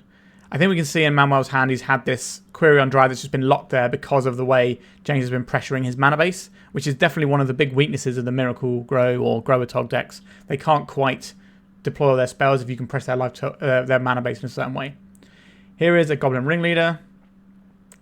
It's going to reveal a whole bunch of nothing, but it's going to be a 2/2 haste, which is the main part of the deal here, because this means that the Psychotog is blocking the Ringleader. This is going to put Manuel to 2. Going to tap the City of Brass and then ping with the Mog Fanatic. So just managed to grind him all the way down. Never had like a lot of pressure, but just kept Manuel off of casting spells. And you can see that Manuel based part of his hand, because he had a bunch of cantrips and stuff, and he just wanted to get his Query on Drive down and start growing it. And James just said no to that the whole time by making sure the City of Brass never got to untap. If we're looking at sideboarding now, I think we're going to see Engineered Plagues and Pyroclasms coming in from Manuel's side. I can't quite make out the other cards there, but that seems like a very sensible inclusion. And on James's side, we could see things like Pyroblasts, which can take out Meddling Mage, and it can also block some other stuff, like stopping a Gush from resolving, killing a Psychotog, that sort of jam. It looks like there's a few Psychotogs in Manuel's list. The number of Psychotogs in these Grow decks does vary quite a lot. You tend not to see the full 4, but 0 to 3 is roughly where we're at. James, he's going to be having access, like I said, to Pyroblast. He's probably going to want to keep some Naturalizers in. If he wants to pressure James's... if James wants to pressure the mana base that Manuel has, using Naturalizers on the Mox Diamonds can do that, as well as using the Rishdam Ports and potentially Wastelands for all the Rainbow Lands. And then also the fact that Engineered Plague is probably coming in is something that James is going to be very aware of and wants to make sure that that doesn't happen to him, so the Naturalizers can stop that from just ruining his game plan. Although Goblins can play through a single Engineered Plague relatively well, like not ideally, obviously, but there's enough 2-power guys, and you can also have your Goblin King to sort of counteract the Engineered Plague as well. Right, we're just taking opening hands now. Looks like a bunch of lands and spells, but there is the basic Forest in James's hand, which is never really what you want, because it doesn't help you cast many of the spells. Like, it only helps you cast your Naturalize, really. It can pay for colorless cost, but that's not the one. So we're seeing Manuel leading off, cracking Flow Strand and finding an island. They usually play like 1 plains, so they're quite light on the plainses. James playing out a Wooded Foothills, but doesn't appear to be cracking it to make some sort of Lackey or Mog Fanatic. So having no pressure down and letting the Grower Tog deck just untap and be able to sort of play the counterspell game is going to be possibly a difficult hill to overcome. And it also means that James isn't doing his very best opening start with like a Lackey. All right, we're back to James with just 2 islands staring him down on the other side of the battlefield. There's that Forest stinking up James's hand that's now in play. No drop from James here. And now we're going to see a Portent from Manuel here. This is a bit of a legacy type play pattern here, because you get to look at the cards, decide how many you want to keep because of the fetch land that he's got in play.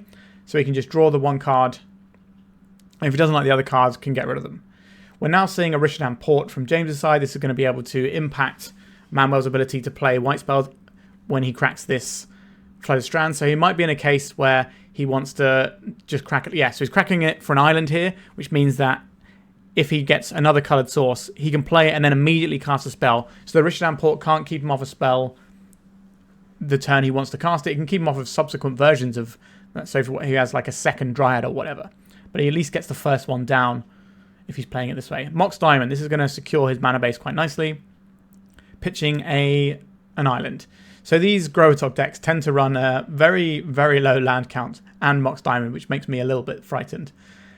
What are we going to see from James here? There's not really a lot of pressure going on, but we are seeing the attack of the mana base here. So this is going to be a Naturalize on the Mox Diamond. We're seeing an Opt-in response. And the Diamond is gone. So this is only blue mana still for Manuel's side of things, which isn't really where he wants to be. The blue is obviously there for cantrips, counterspells, and gushes. That's why there's so many islands in the deck. But the rest of like the big spells actually impact things, you know, especially in this matchup with Pyroclasms, Fire Ice, Engineer Plague, that sort of thing is going to require other colours. So a little bit of draw and go from both sides. James is really prioritising messing with Manuel's mana base. Looks like we're going to see a cracking of some fetches here. Okay, so are we going to be seeing an actual active play to start pressuring the life totals now? Is that what James is trying to do? Because he's got to do that at some point. But you can just build up a bunch of mana and then have like a really big turn. So one counterspell won't be enough to stop all the things coming down. We're seeing a Lackey. It's a pretty powerful one. And that looks to be a counterspell. And there's a Red Blast to get rid of the counterspell. And now the Lackey is just in. And we're seeing the tapping down of the Trevor's Ruins. So it's just going to be very, very hard for Manuel to get anything meaningful in play. But a Blue Blast as a removal spell is just as good as a Swords to Plowshares here. Arguably better because James isn't going to gain any life. Back over to James's side. It's getting to the point where he might be able to tap stuff down on both turns so that he can resolve spells more easily. But there are two white sources over on Manuel's side of the board, so he's kind of incentivized to try and deal with that. Okay, we've got a War Chief straight into a counterspell. And then we're going into Manuel's turn, and James is prioritizing taking the green mana out because a Quirion Dryad can just outscale any amount of creatures that James can provide because none of them are going to be big enough. We're seeing a Gush now. This is where the island mana base comes in clutch. We're seeing a Gush being hard cast. So there was one bouncing islands and then one as a hard cast. We're on James's side, so now he can just resolve whatever he wants because there's no mana up on Manuel's side. Now he might have access to a Daze. You sometimes see Daze. You don't see foil that often, but it is within the wheelhouse of cards that could see play in the list. This is a War Chief and a Ringleader. So this is going to be a big reload here. Looks like a Pile Driver and a Gem Palm. This is also going to be 4 damage coming in right now. And the clock is going to start doing something. Because there hasn't really been any sort of damage to speak of so far. Sleight of Hand on Manuel's side.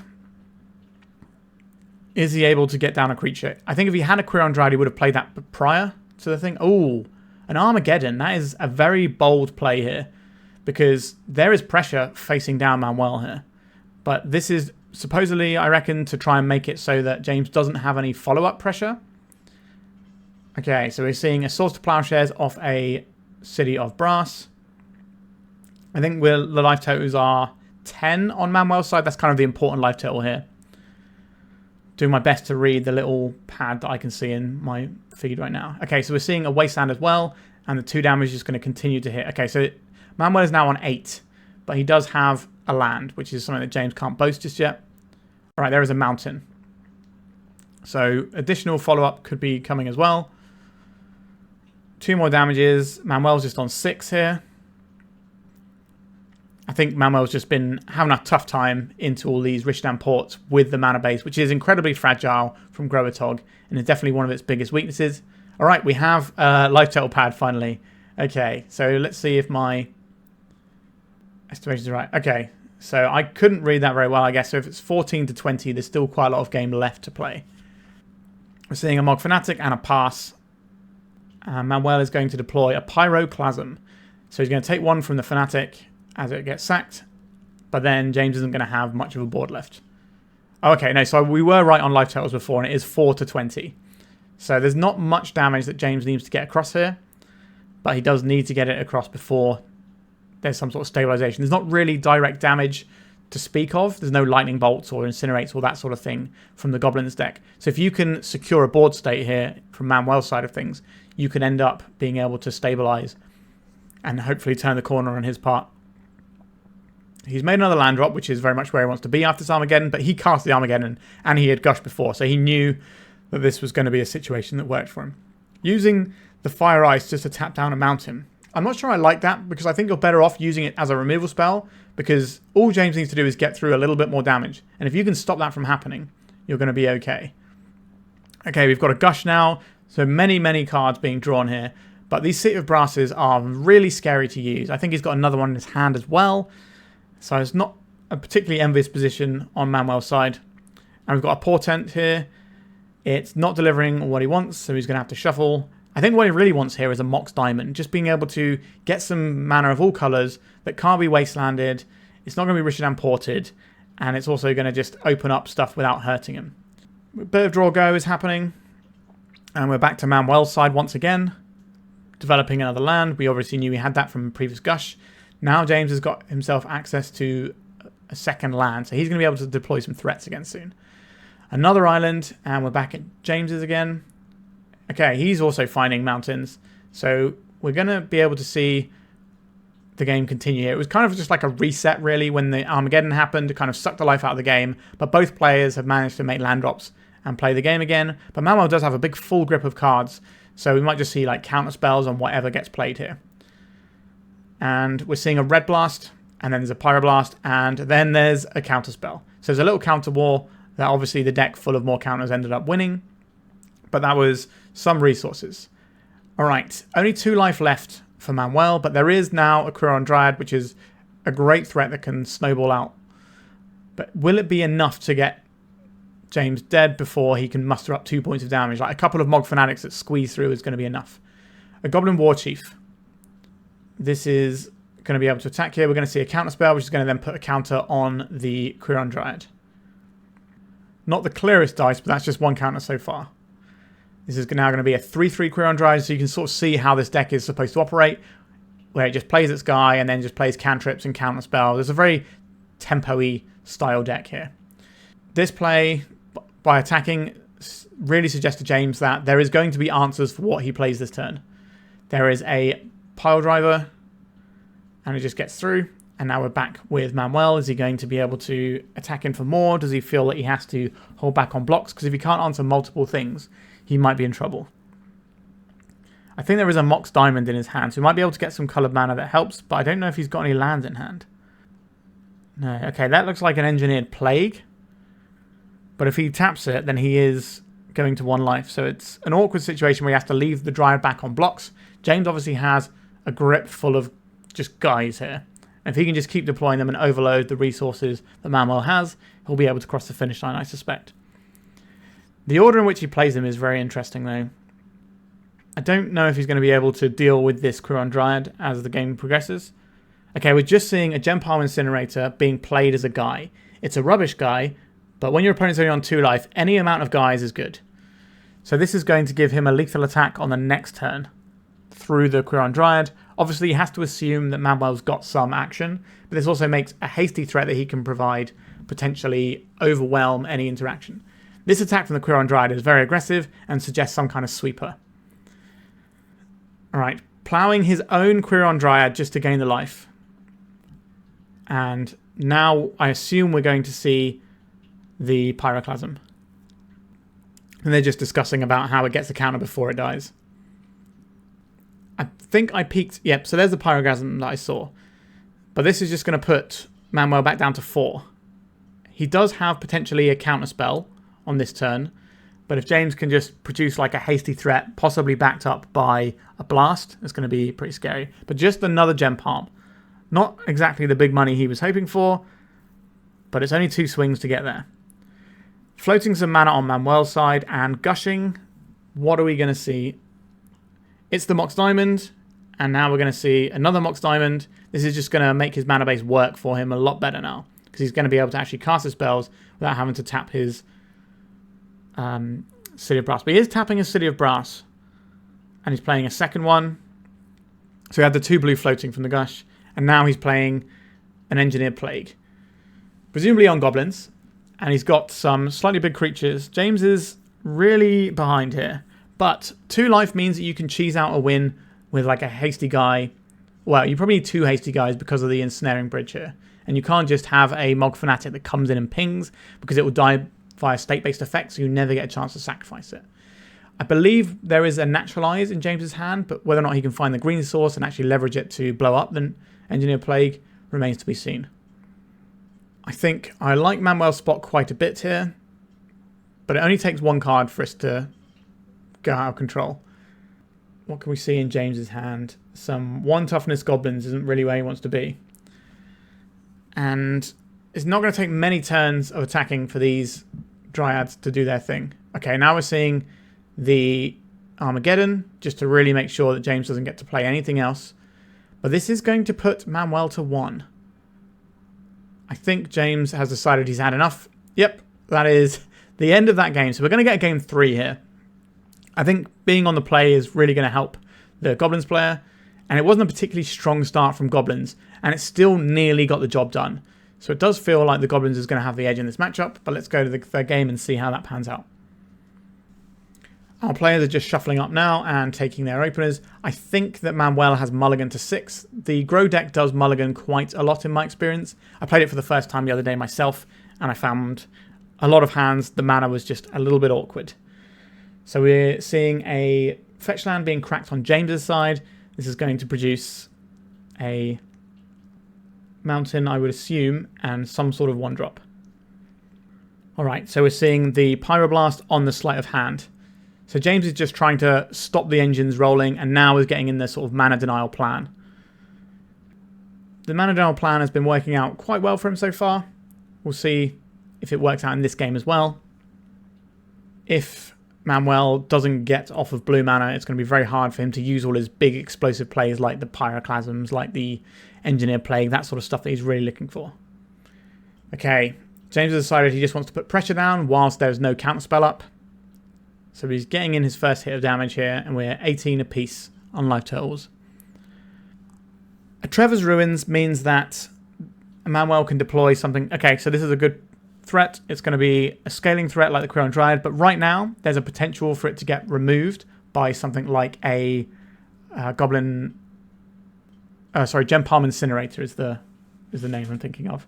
So the Gem Palm Incinerator is going to give a little bit of potential threat to this Quirion Dryad, but I think James wants to get another Goblin in first before cycling that, because then you're more likely to kill this Dryad. Okay, another land is probably going to be quite conducive to getting that little bit of extra mana that you're going to have to drop a Goblin to make the Incinerator actually kill the threat.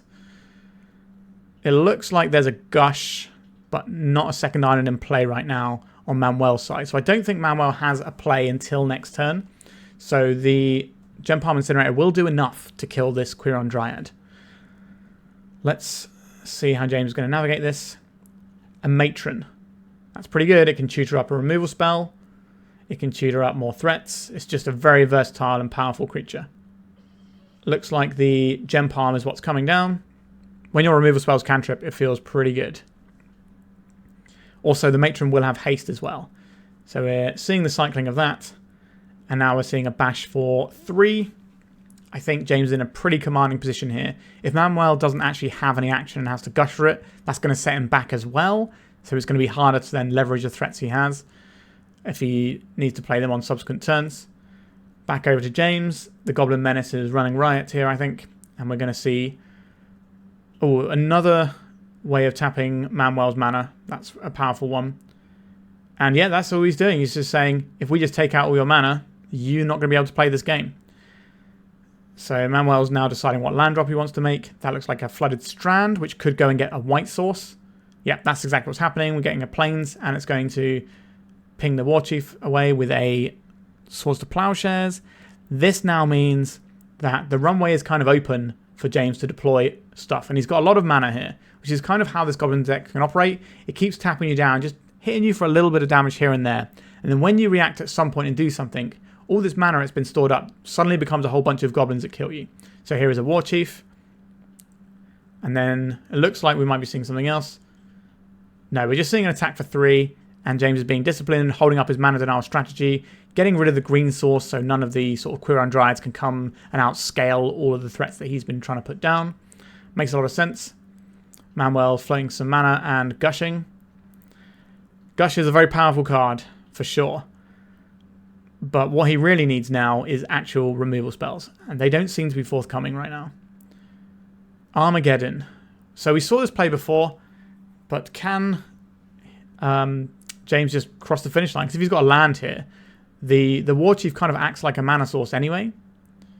Okay, a Mog Fanatic. Interesting, this Mog Fanatic wasn't played pre-combat to get in for 1 damage. But the game is over, and that is a nice victory for James on Goblins here. He's doing a really good run in this tournament now.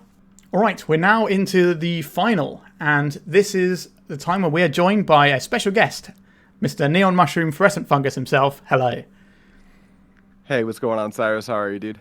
Yeah, I'm good. I'm glad you could join us for this one. As I've told you already, the matchup is James on the left with Goblins and Stuart on the right with Enchantress.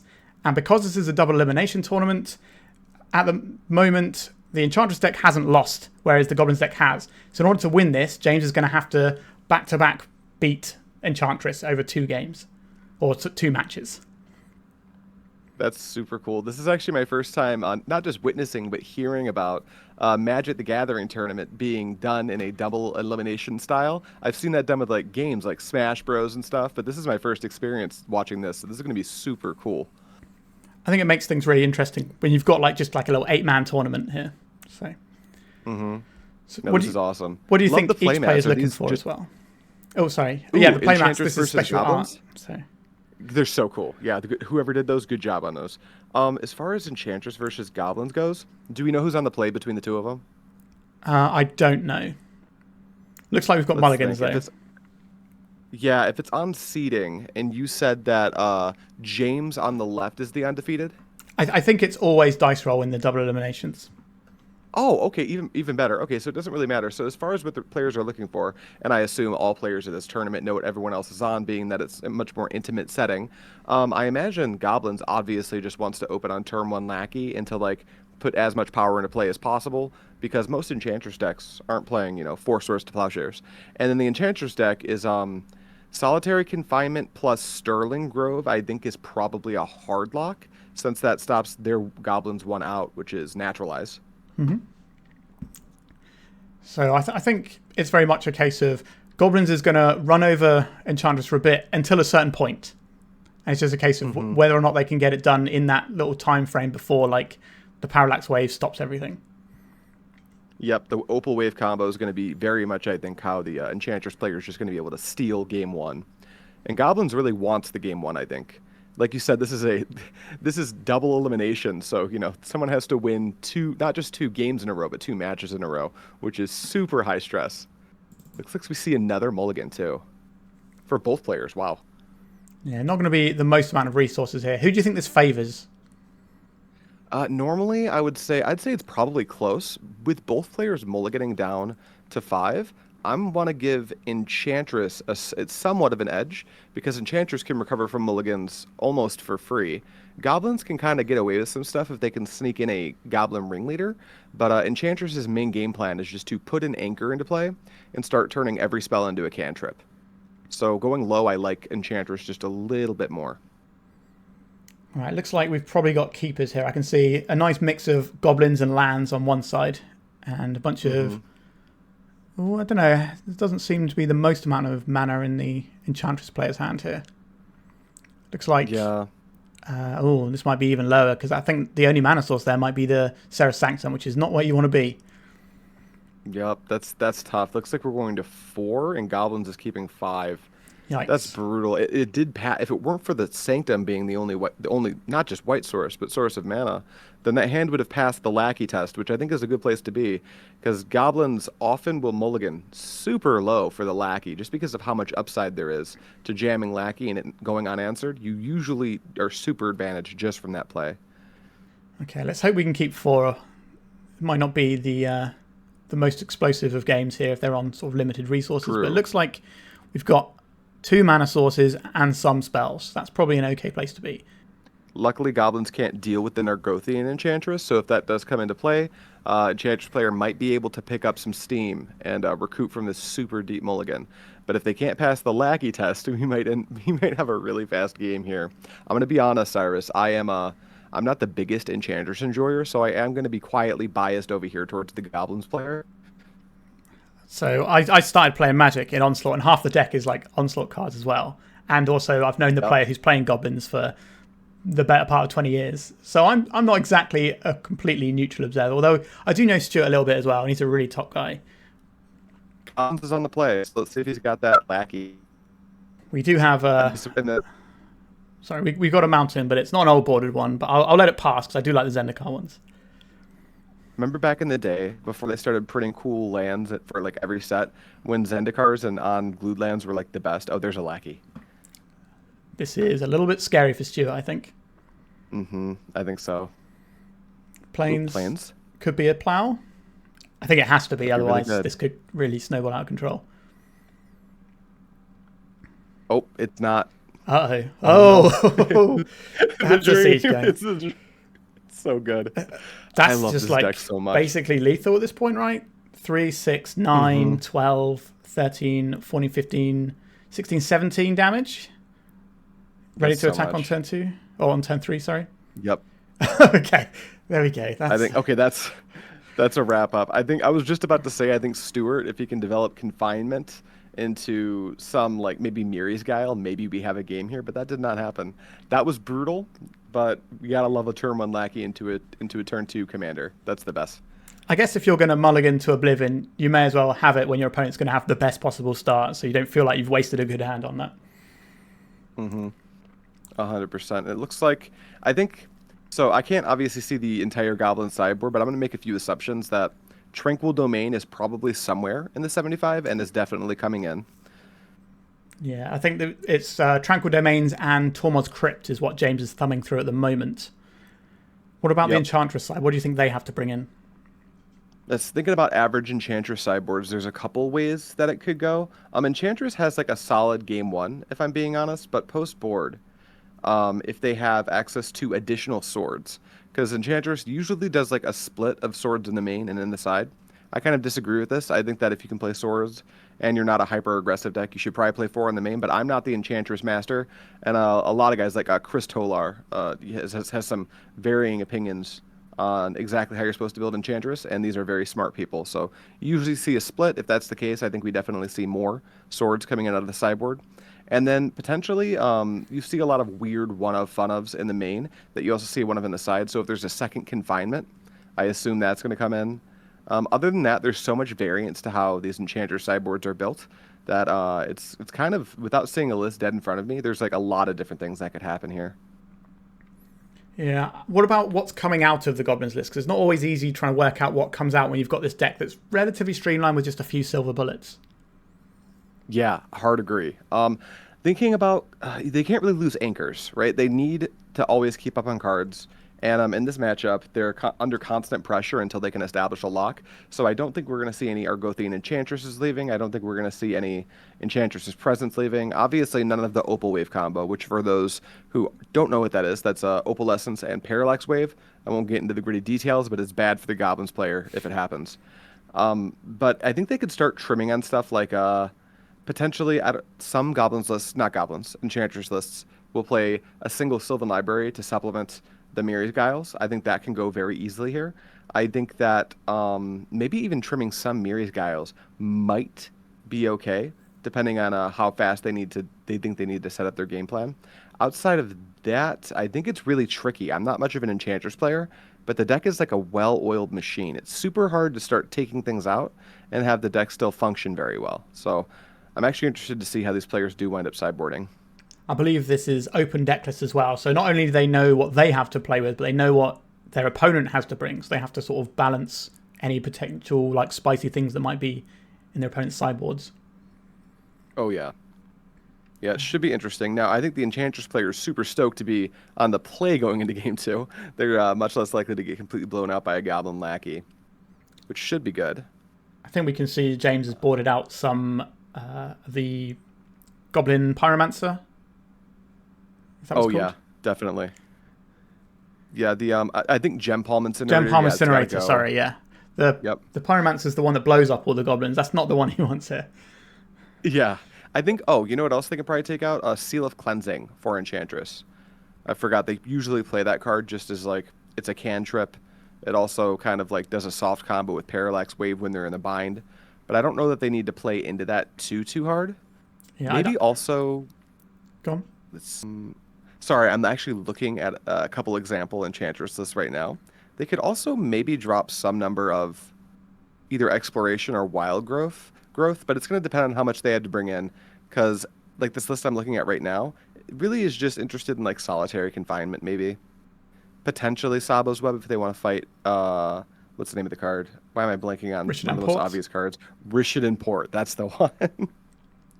Yeah, but not as much. I think we're going to see more coming in from the Goblin side than the Enchantress side. Yeah, you got to stop potential replenish lines that can just make you feel pretty bad after you've managed to like naturalize your way through a board state, and then it just all comes back again. That never feels good. Mm-hmm. Yeah, which is brutal. Which is maybe a reason to leave some of the Seal of Cleansings in. Well, I guess if you're the Goblins player, maybe you don't want to leave the Tormod script in play for too long for that reason, so you probably hold it until the last possible moment.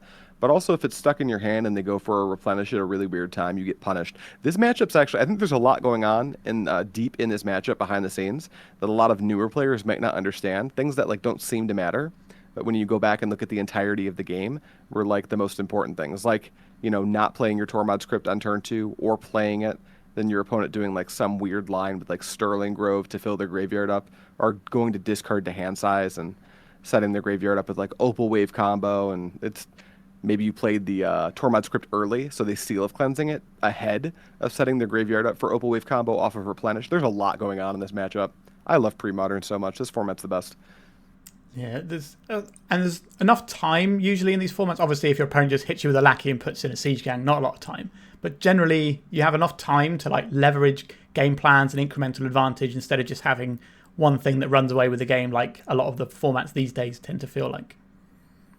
Yeah, absolutely, which I think is definitely a feature, not a flaw. But at the same time, I think it's good to have like multiple formats. Like I know you're a big Legacy player, and there's some crazy stuff you can get away with Legacy, which maybe a pre-modern main wouldn't enjoy as much. But the fact that like you can do both, I think, is huge. I've been super happy with like just Magic in general for the last year or so after discovering pre-modern, because I'm not much into. I think modern right now is, from my perspective, a little bit egregious. But most of my, my friends and peers and stuff really enjoy it. So if everyone's got a format that they can enjoy, great, outstanding. Yeah, I remember when I started watching your content, there wasn't pre-modern every day. I was like, okay, I'll watch the pre-modern ones, and now your lovely content is pretty much wall-to-wall pre-modern, which is beautiful stuff. Oh yeah, thank you. Yeah, I kind of got suckered into it. I'm completely taken by the format now.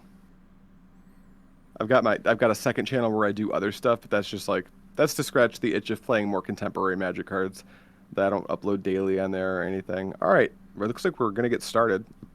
Players have figured out what they wanted to sideboard, and Enchantress gets to be on the play, which is awesome for Enchantress. Way less dangerous into the lackey. Do you think the Enchantress player has to mulligan towards like a Source to Plowshares just to check the lackey? I think either they need to mulligan aggressively towards swords, just like you were saying, or they could mulligan or just keep based on how fast can I protect a lock is another line they can take. So like if they're on the play, the lackey can't connect until turn 2. So if they can go like turn 1, either exploration or wild growth, into turn 2 some type of anchor, whether it's an Enchantress's presence or a Argothian Enchantress, with access to a solitary confinement. Now they're just fighting naturalized, and it puts the onus on the Goblins player to have it. So that might be something worth keeping as well. But I think 9 times out of 10, you're just looking for Swords to Plowshares. I guess Elephant Grass can sort of keep you going a little bit if you've got those in your list as well. Ooh, good call. I actually didn't even consider that card. Some Enchantress decks have been moving away from it. I think the first and second copy in the 75 is a good place to be, actually. That card's good. Especially when sort of black decks have got a new lease of life in the last sort of few months, where a lot more people have been jamming various sort of like black aggro decks and black mid-range decks. Oh yeah, the bonus text on Elephant Grass that makes it exactly not propaganda is actually really good when Moneyball Black is running around like crazy. Okay, I think we've had a mulligan on both sides here. So we're looking at 6-card hands. Yep. Big props to these players. Obviously, they've made it this far, but a lot of the times people will justify some really loose keeps in pre-modern.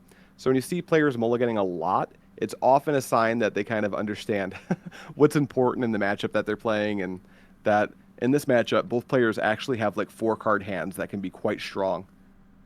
Seems pretty good. Okay, Oh boy. I think we are just about ready to go here, maybe? Although Stuart's deck doesn't appear to be on the table. Yeah, Goblins seems to be happy with the hand, but I don't see Enchantress players' deck. I do not see Stuart's deck. There it is. So what is this we're looking for? 5? Must be 5. I guess that's the making sure that you pass the lackey test type thing. Mm-hmm. Yeah, if you can't pass the lackey test, then you need a really, really good reason to keep the hand.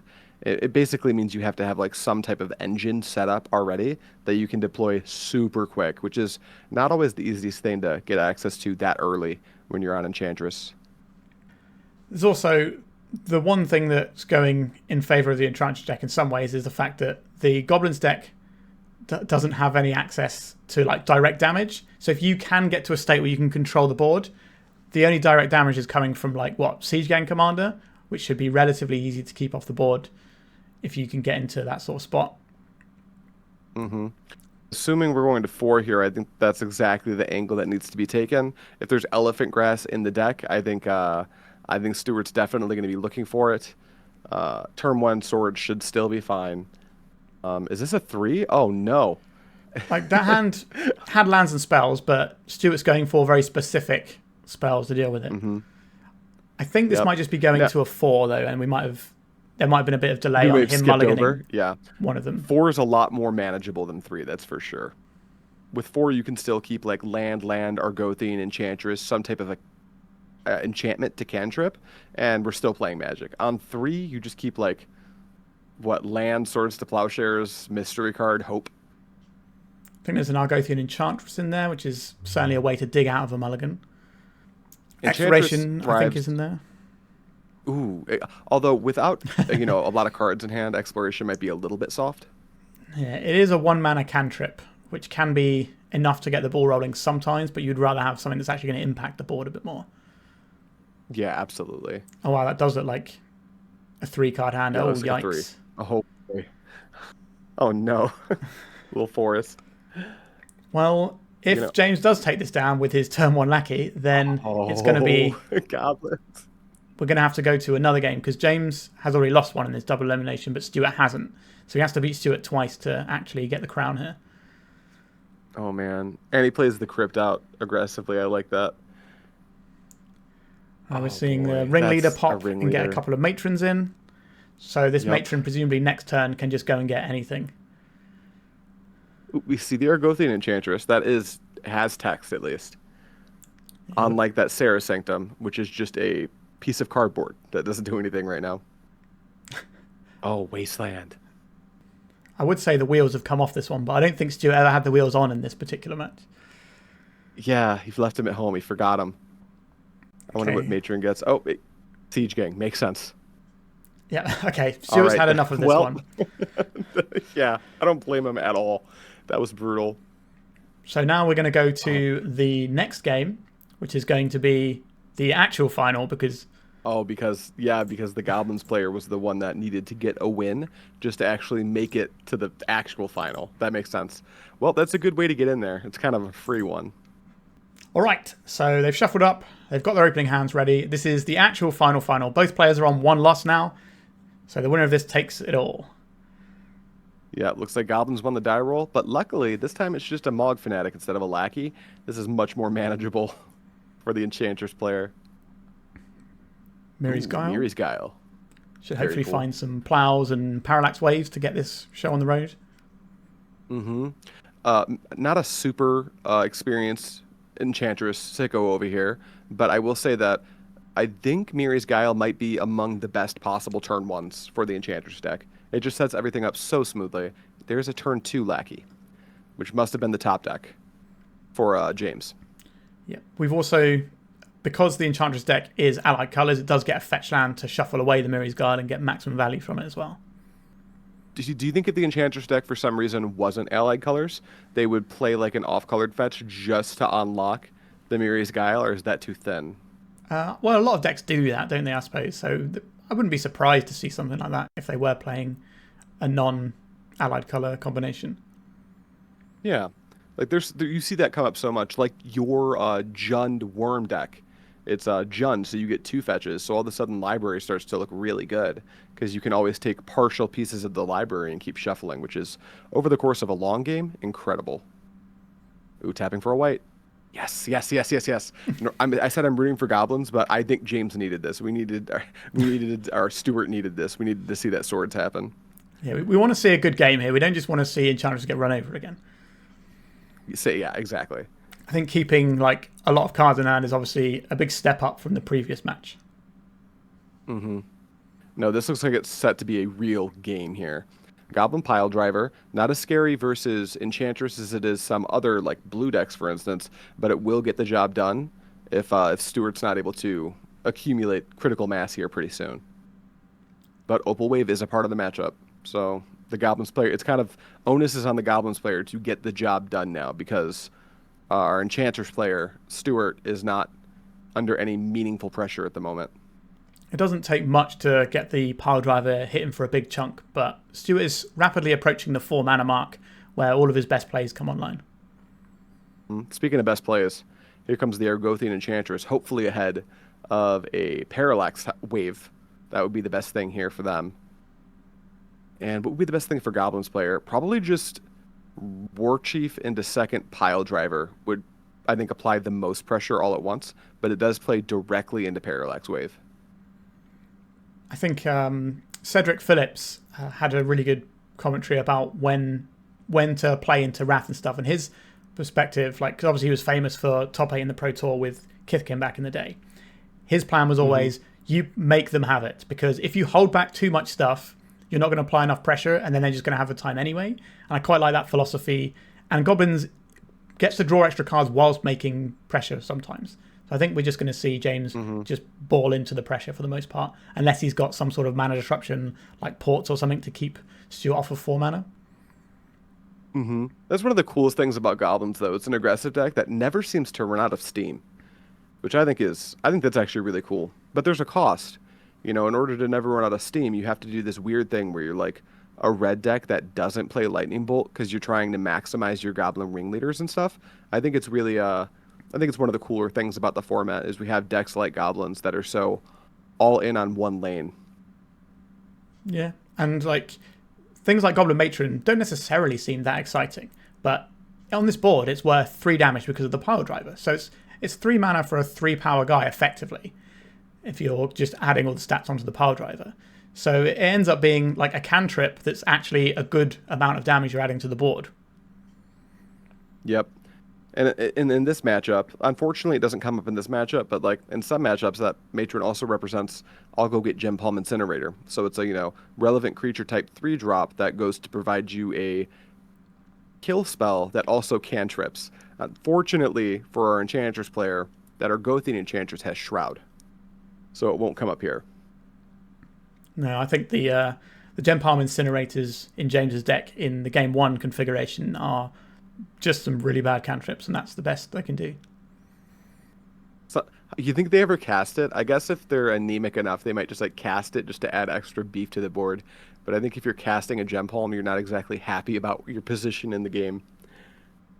I suppose if you're reducing the cost with a War Chief, it's still going to have haste as well, so it's not the worst.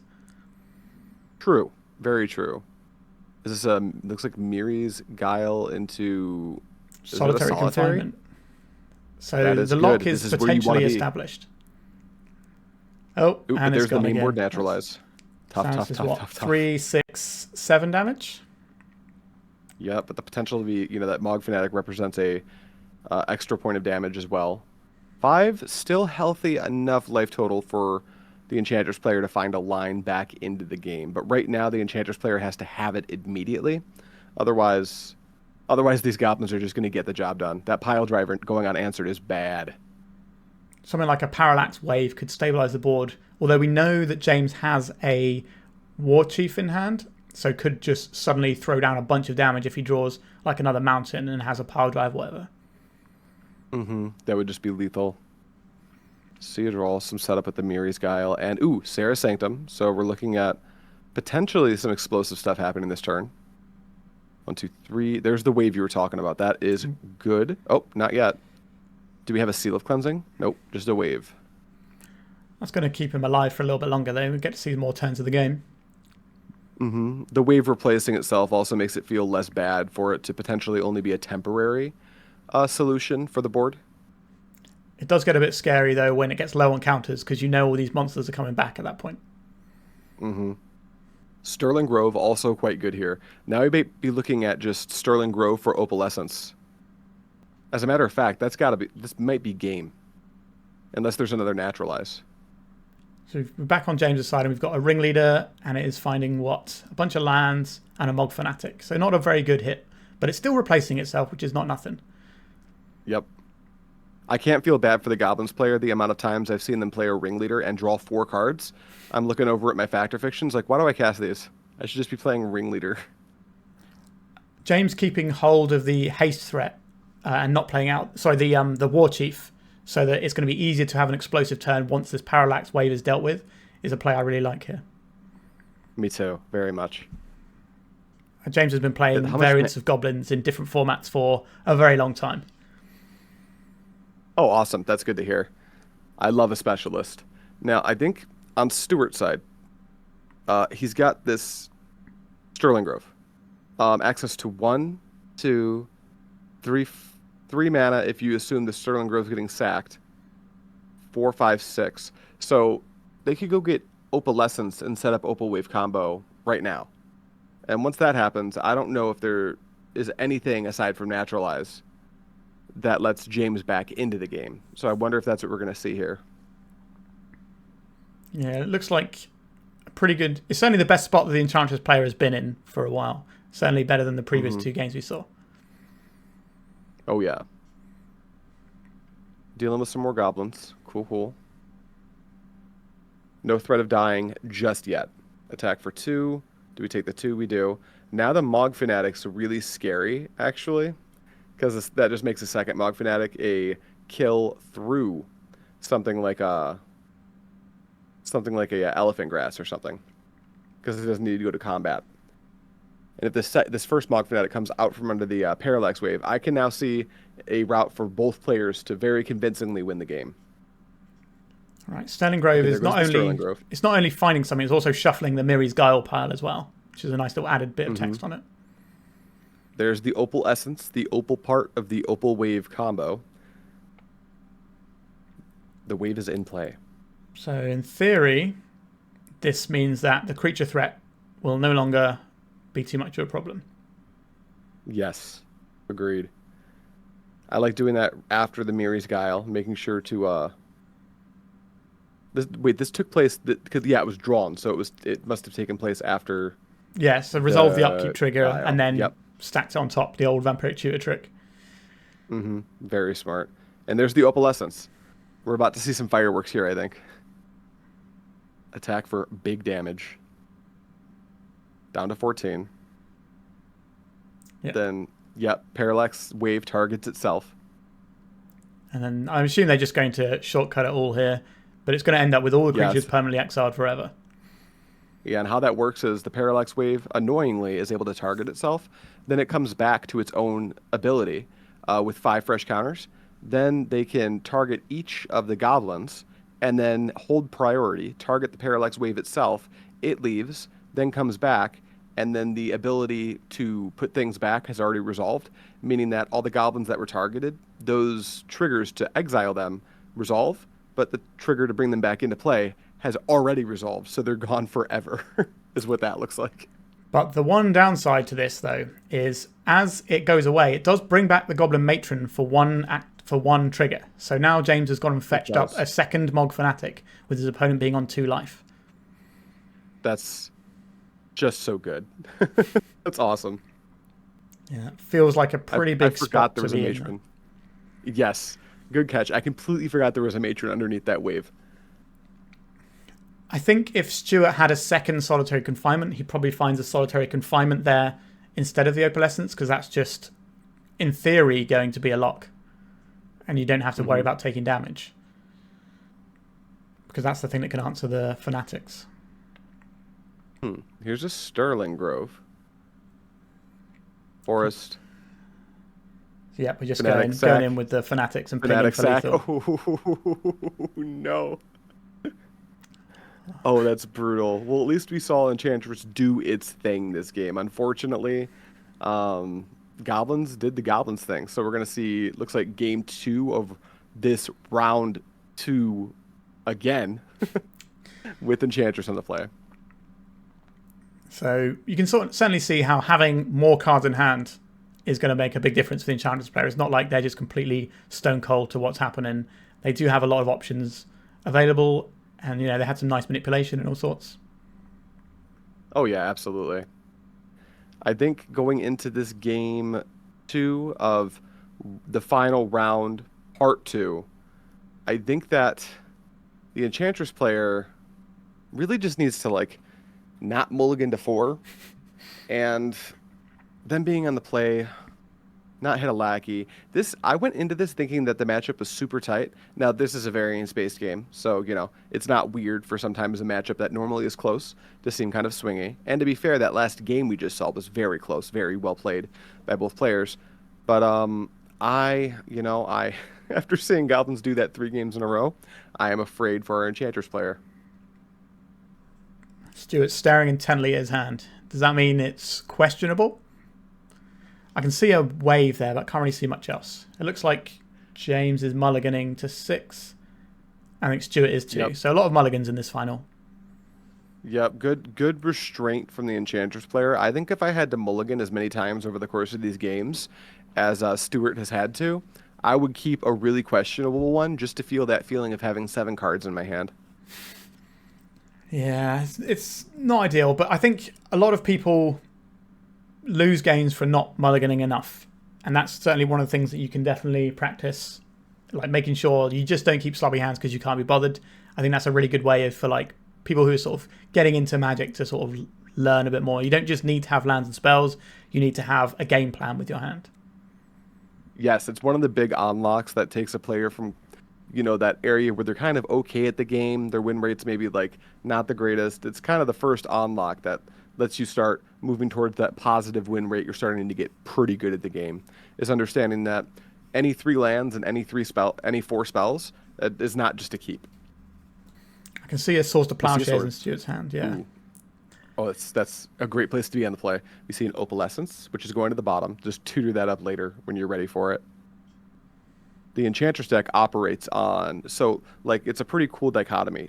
Decks like Reanimator, for instance, work their entire engine based off of a position of card disadvantage, where Enchantress's entire game plan is working from a position of card advantage and card selection. So whatever card they put on the bottom, if the game goes long enough, they're going to just see it. They will just go pick it up off of a Sterling Grove, or they will naturally draw it after shuffling like we see here.